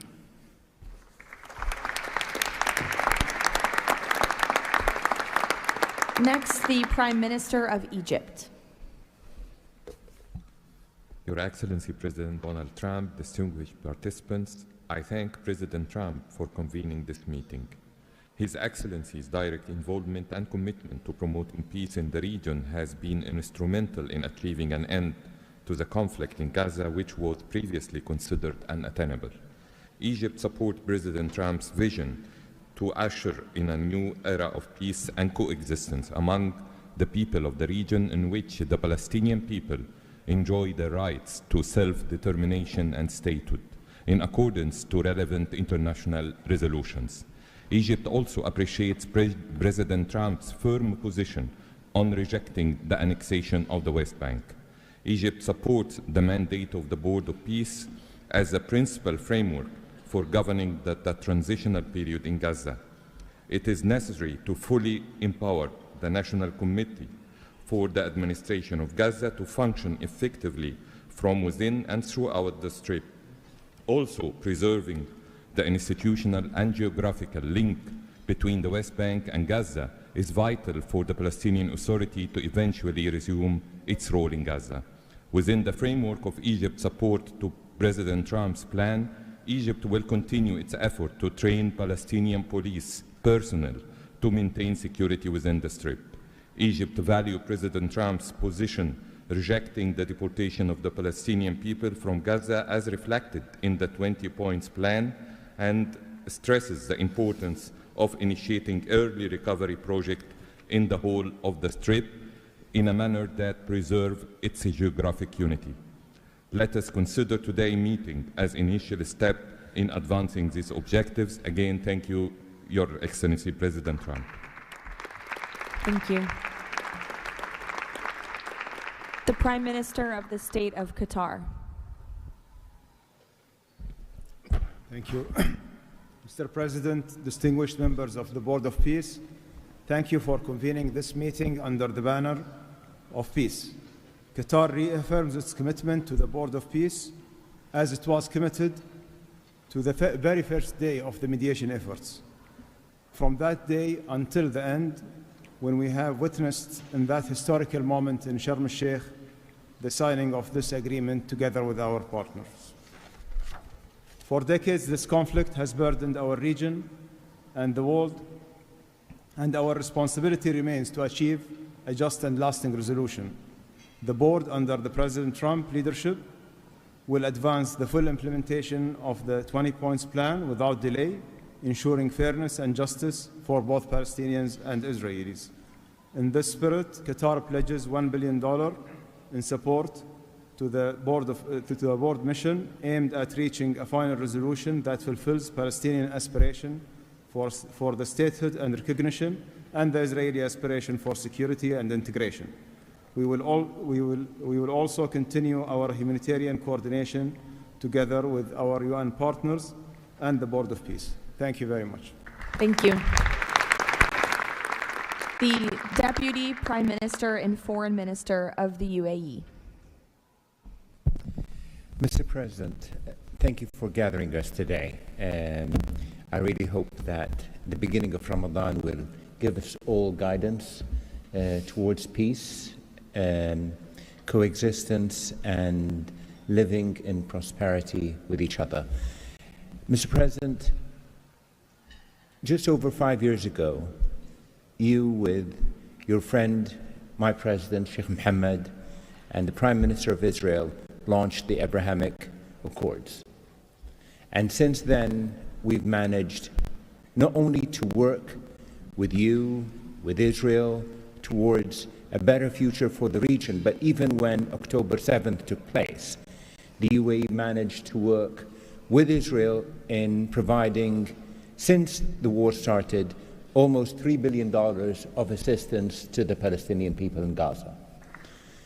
Today, Mr. President, the UAE announces a further $1.2 billion for supporting Gaza through the Board of Peace, which I'm delighted that I've been working with so many friends like Steve and Jared, Secretary Rubio, who's been so inspiring in so many other ways, on so many other fronts, and looking forward working with him for in the future. And Mr. President, if it wasn't for your support, I think this board would not have been gathered.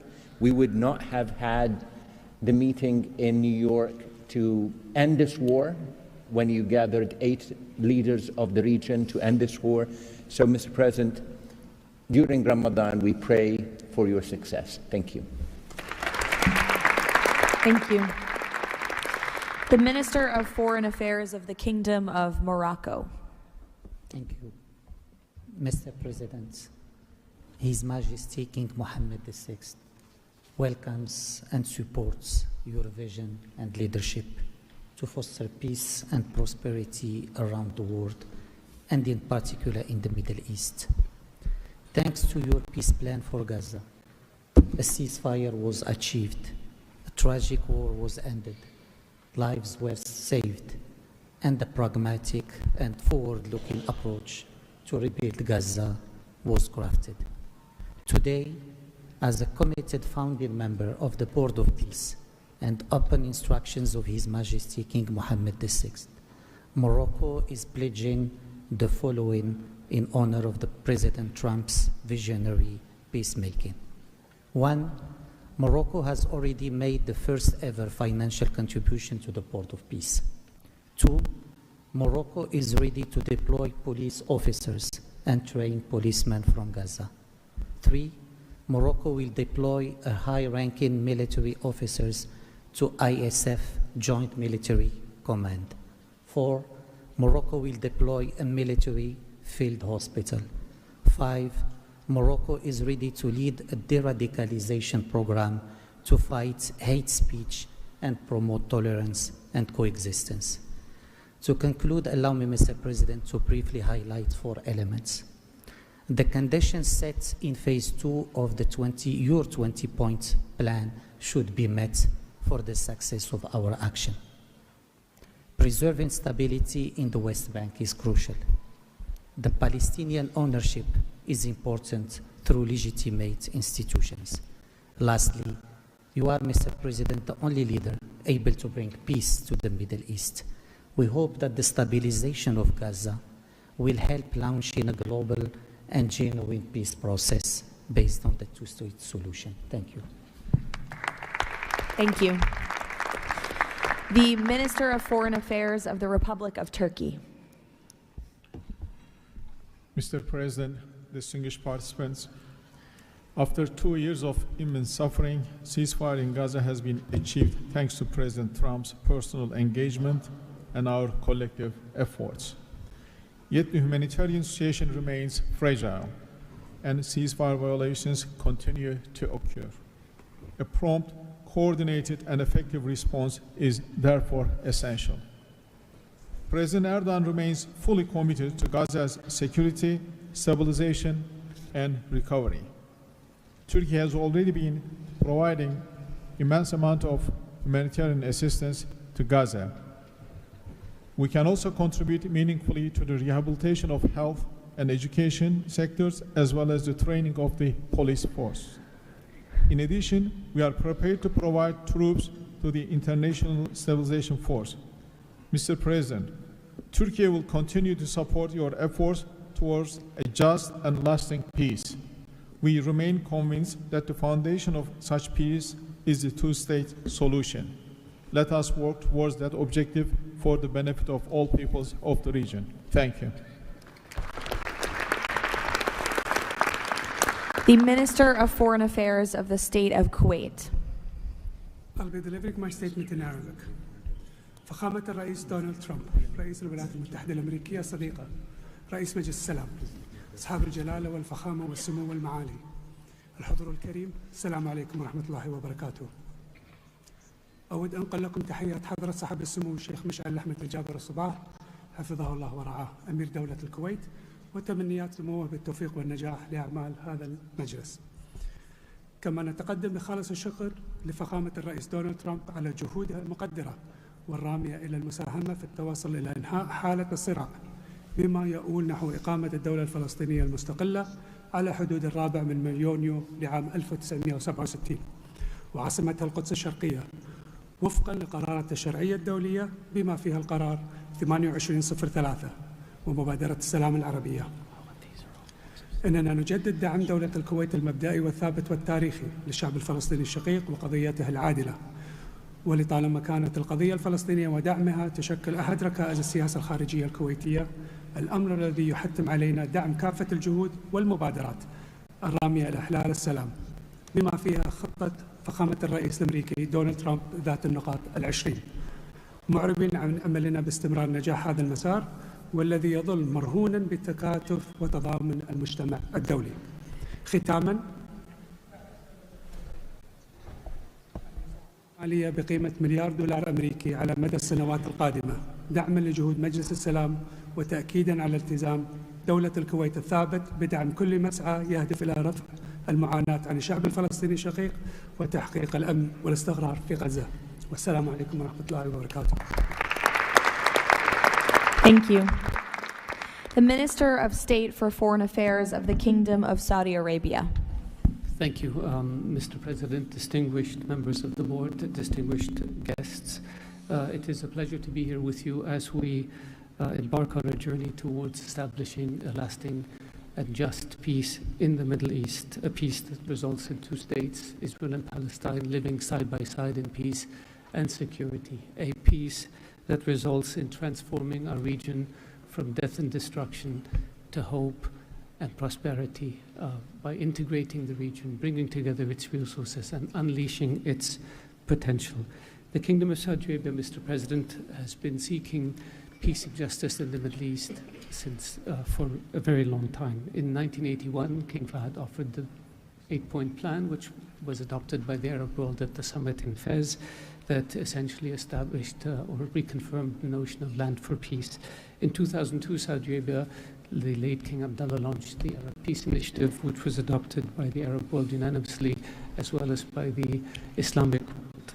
Today, the custodian of the two holy mosques, King Salman bin Abdulaziz, and His Royal Highness Crown Prince Prime Minister Mohammed bin Salman are working towards realizing a vision for peace and prosperity and security and integration in our region. So, Mr. President, we look forward to working with the Board of Peace to establish this noble objective, and I'm pleased to announce that King Mr. Adbeba will pledge $1 billion over the next few years in order to achieve this objective, to work towards alleviating the suffering of our Palestinian brothers and bring them the peace that they and the whole region so desperately desires. So thank you very much and good luck to all of us.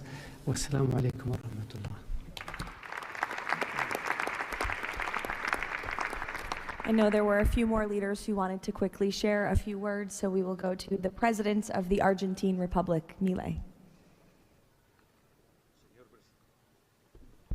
Señor Presidente, distinguidos miembros del Board of Peace, la nueva Argentina ha adoptado una posición clara en política exterior. Defendemos de forma inclaudicable el derecho a la vida, la libertad y la propiedad y sus instituciones derivadas, la igualdad ante la ley, la libertad de expresión y el libre comercio. La defensa de esos derechos no es negociable, es un prerequisito para la paz. Pero no todos los actores internacionales juegan con las mismas reglas.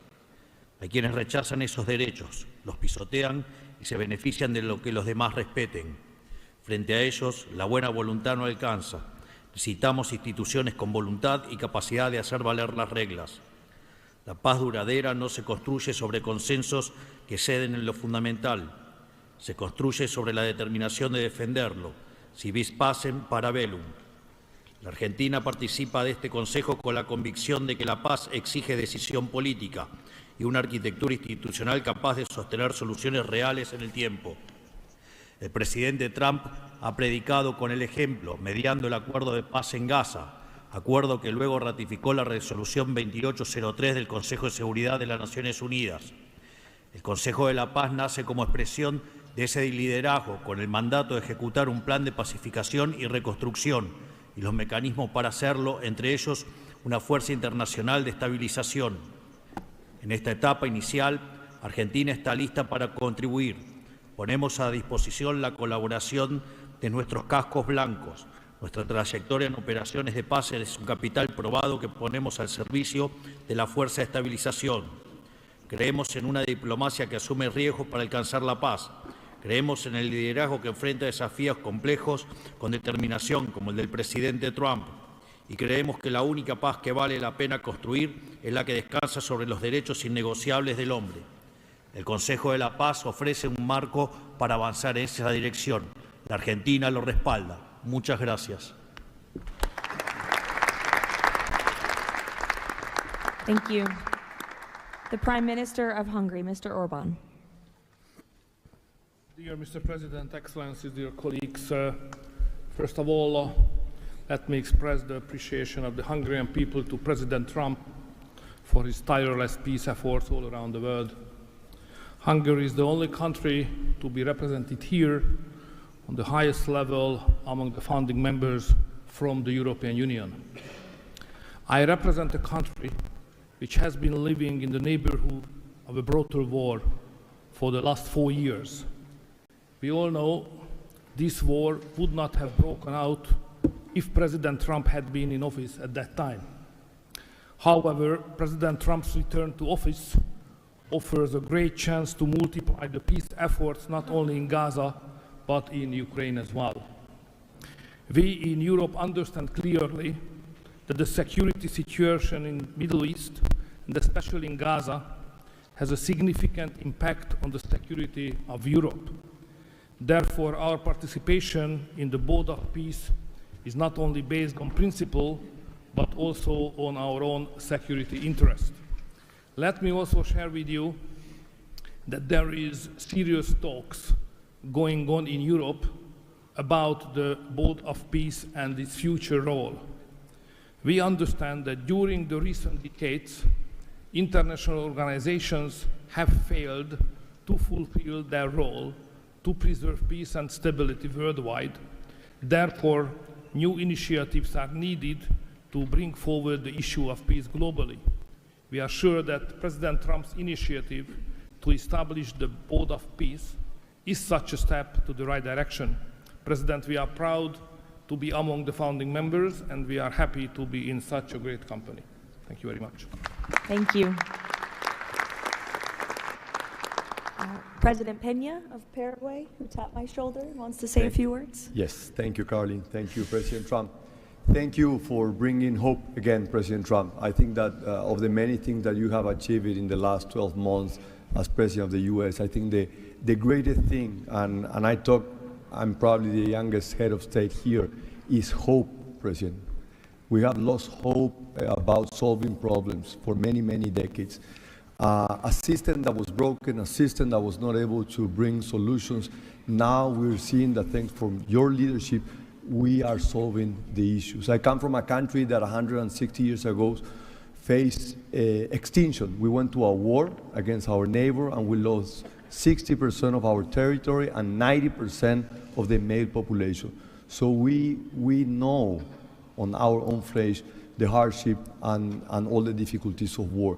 That's why Paraguay is so proud to be a founding member of the Board of Peace, and we're here to collaborate. Maybe we are not going to be the country that's going to bring the more money or the more security forces, but I think that there is a lot that all of the countries can bring to the table to solve these issues. Paraguay, together with a handful of countries, have been supporting Israel, and we will continue to do so. But we come here with an open heart to work for peace. And today is Gaza, tomorrow will be another conflict area in the world, but we need to solve each of all these conflicts, and I really appreciate the leadership that you have taken, President. Paraguay stand ready to collaborate next to you. We're going to continue to support the U.S. initiative. Probably the only day that we're not going to be able to support the USA is going to be on June 12th, because Paraguay is going to be facing the U.S. in the World Cup. Thank you very much. Thank you. The Minister of Foreign Affairs of the State of Israel, please. Thank you. President Trump, this is an important day. Your historic actions have proven time and again. You are a leader who takes initiative, forges new paths, and works toward a better future for the entire world. Your visionary leadership, alongside with Prime Minister Netanyahu's resolve, brought all our hostages home from Gaza. Thank you for that. I'm proud to represent here the State of Israel that stood through such a difficult war for 2 years on 7 different fronts, demonstrating resilience and strength. As I stand here, I recall the 925 brave soldiers that gave their lives in a war against pure evil, Hamas, Islamic Jihad, and Hezbollah. These are the best people. To them, we owe our existence and all our achievements. They will not be forgotten. I think of them and their families who paid the heaviest price. Since Hamas violently took over Gaza in 2007, it built the largest terror state in the world with huge terror infrastructure above and below ground. October 7 was the peak of Hamas' ongoing terror campaign through decades. Hamas raped and murdered women, killed children in front of their parents and parents in front of their children, burned whole families alive. That terrible day will not be forgotten, and we must act to ensure it never repeats itself. Distinguished leaders, all previous plans for Gaza failed because they never addressed the core issues: terror, hate, incitement, and indoctrination. At the heart of President Trump's comprehensive plan are the disarmament of Hamas and Islamic Jihad, demilitarization of Gaza Strip, and de-radicalization of Palestinian society there. It's the first plan to address the root of the problem. We support it and are working and will work toward its success. As Mr. Maladanov emphasized, Hamas must be disarmed. That includes all its weapons, its terror infrastructure, underground tunnel network, and weapons production facilities must all be dismantled. As the plan emphasized, there must be a fundamental de-radicalization process. The infrastructure that indoctrinates Palestinian children to hate and kill Jews in educational and religious institutes should no longer exist. All those are important not only for the Israelis. Gazans have lived under a terror regime for decades. The people of Gaza must be liberated from these terrorists. I want to make this opportunity to wish Muslims around the world Ramadan Kareem. Distinguished leaders, President Trump's visionary leadership creates, for the first time, an opportunity for a better future. On behalf of Israel, I say thank you, Mr. Trump. Thank you for your leadership. Thank you. Lastly, the Prime Minister of Pakistan.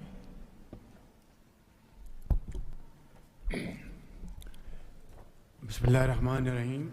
Your Excellency, President Donald J. Trump, members of the Board of Peace, distinguished guests, ladies and gentlemen, Assalamu alaikum and a very good morning. It's a great honor, Mr. President, to attend this inaugural Board of Peace meeting in this holy month of Ramadan, and may God reward you and make you successful in your efforts to bring lasting peace in Gaza. Mr. President, we deeply appreciate your unique initiative and your dynamic leadership in advancing peaceful solutions to conflicts across the globe. Your bold diplomacy has surely brought calm to many international serious hotspots. Your timely and very effective intervention to achieve ceasefire between India and Pakistan potentially averted loss of tens of millions of people. You have truly proved to be a man of peace. And let me say, Mr. President, you are truly savior of South Asia. The people of Palestine have long endured illegal occupation and immense suffering. And to achieve long-lasting peace, it is very important that ceasefire violation must end to preserve lives and advance reconstruction efforts. The people of Palestine must exercise full control of their land and their future in line with UN Security Council resolutions. Mr. President, we must work together towards a credible pathway to Palestinian self-determination through the establishment of an independent, sovereign, and contiguous state of Palestine in line with the relevant resolutions. Mr. President, we hope that under your visionary and dynamic leadership, we will ensure a just and lasting resolution to the issue of Palestine. And today is a day which will mark a place in the annals of history that through your efforts, through your untiring support and great efforts, long-lasting peace in Gaza will be achieved, will be your legacy for all time to come. Thank you.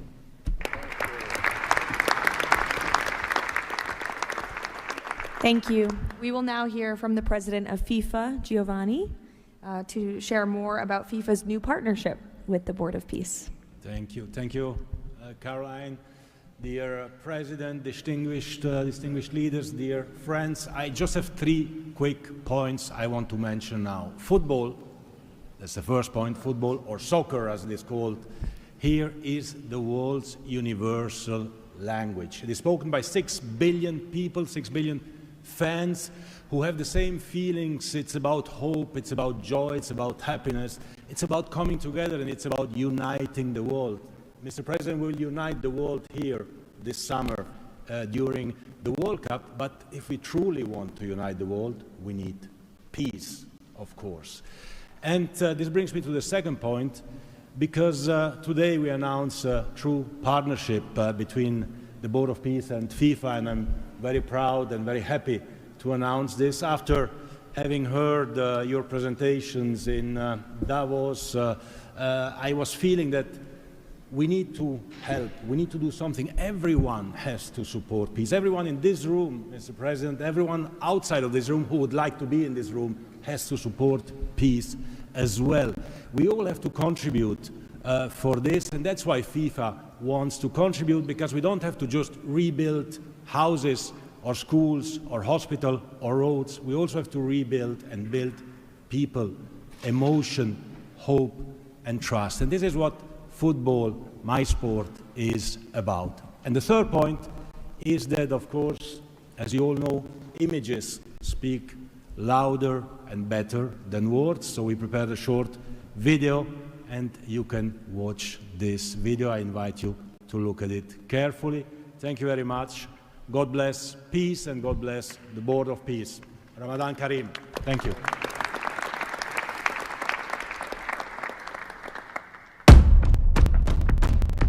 In a world where conflict has silenced playgrounds and broken routines, there is one language that still unites hearts: football.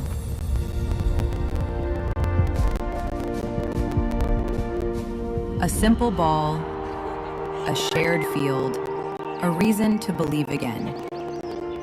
Today, FIFA and the Board of Peace come together to turn football into a bridge toward peace, dignity, and hope. Through this partnership, a complete football ecosystem will be created. FIFA and the Board of Peace will build football pitches, FIFA arenas, academies, and stadiums. This initiative will support the creation of leagues at youth, amateur, and regional level, strengthening community engagement both on and off the pitch. It will also generate diverse professional opportunities, supporting the development of local talent not only on the field, but across all areas that bring football to life. Football does more than create players and coaches. It rebuilds confidence, restores routine, reopens doors to education, teamwork, and belonging. Local communities take the lead. Parents, teachers, volunteers, youth leaders, all becoming part of a shared mission to heal, to rebuild, to move forward together. Around every pitch, new emotions and long-lasting memories emerge. Community matches, fan gatherings, youth education, and sport programs. New job opportunities appear to become coaches, players, sport doctors, administrators, events organizers. We will create football ecosystem with thousands of people to be involved and engaged constantly. Together, FIFA and the Board of Peace will build, in Gaza, 50 FIFA arena mini pitches, with a cost of around $50,000 per unit. This represents a $2.5 million investment. 5 full-size pitches in 5 different districts at around $1 million per pitch. A FIFA academy with an estimated investment of $15 million. And a national stadium for 20,000 to 25,000 spectators, valued at around $50 million. These investments will create a complete football ecosystem designed to support communities and future generations. FIFA and the Board of Peace, united for football, committed to peace.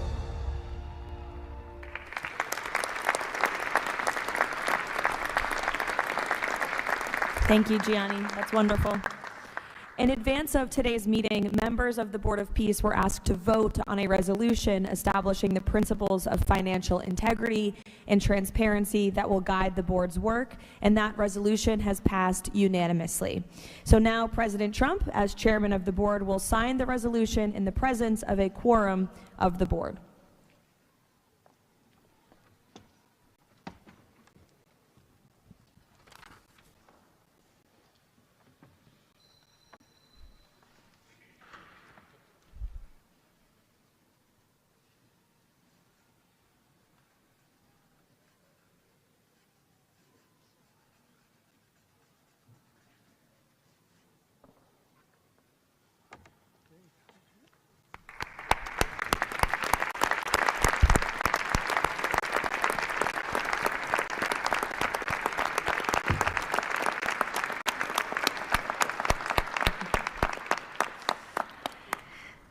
Now, while this is not a fundraiser, the Board of Peace has already inspired remarkable support from so many on this stage.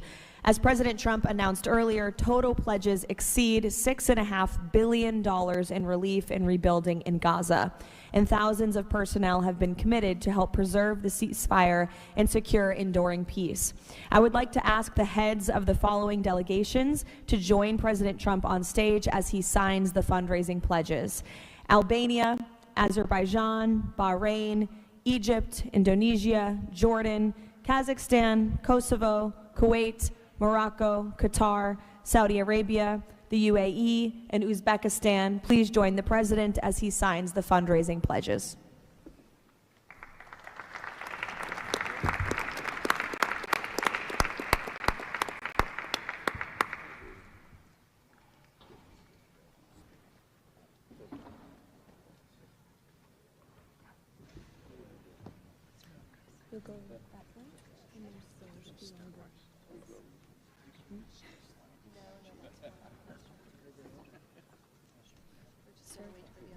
You'll go this way.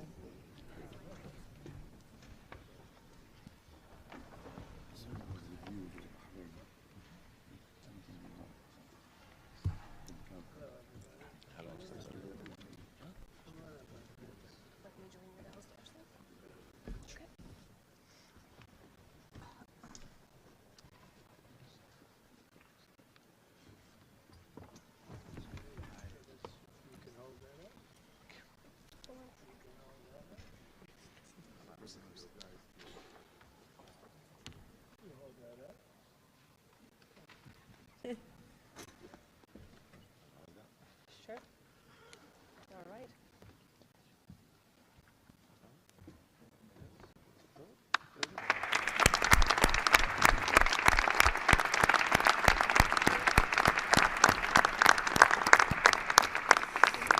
Congratulations.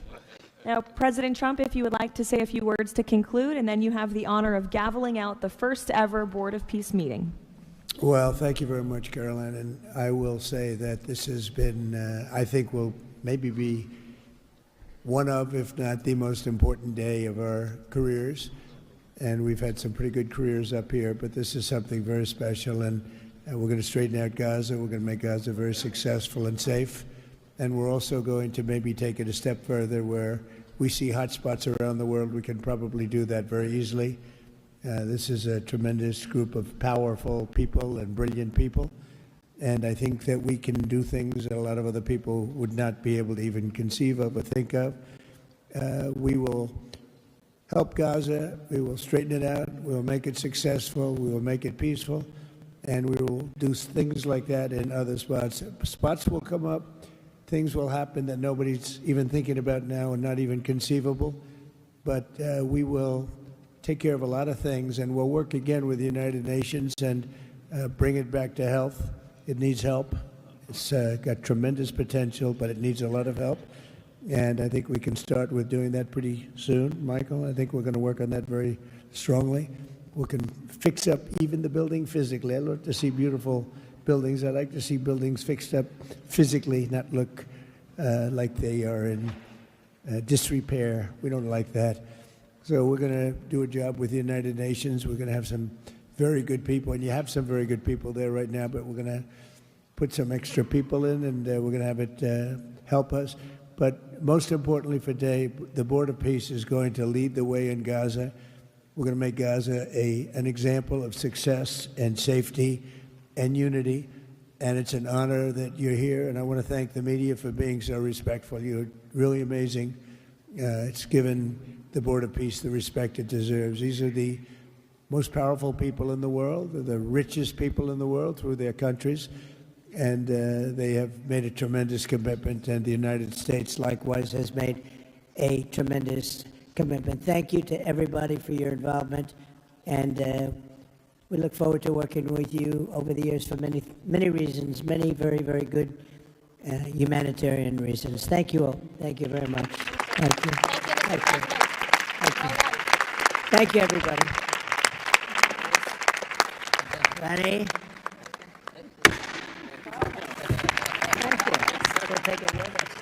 Thank you, everybody.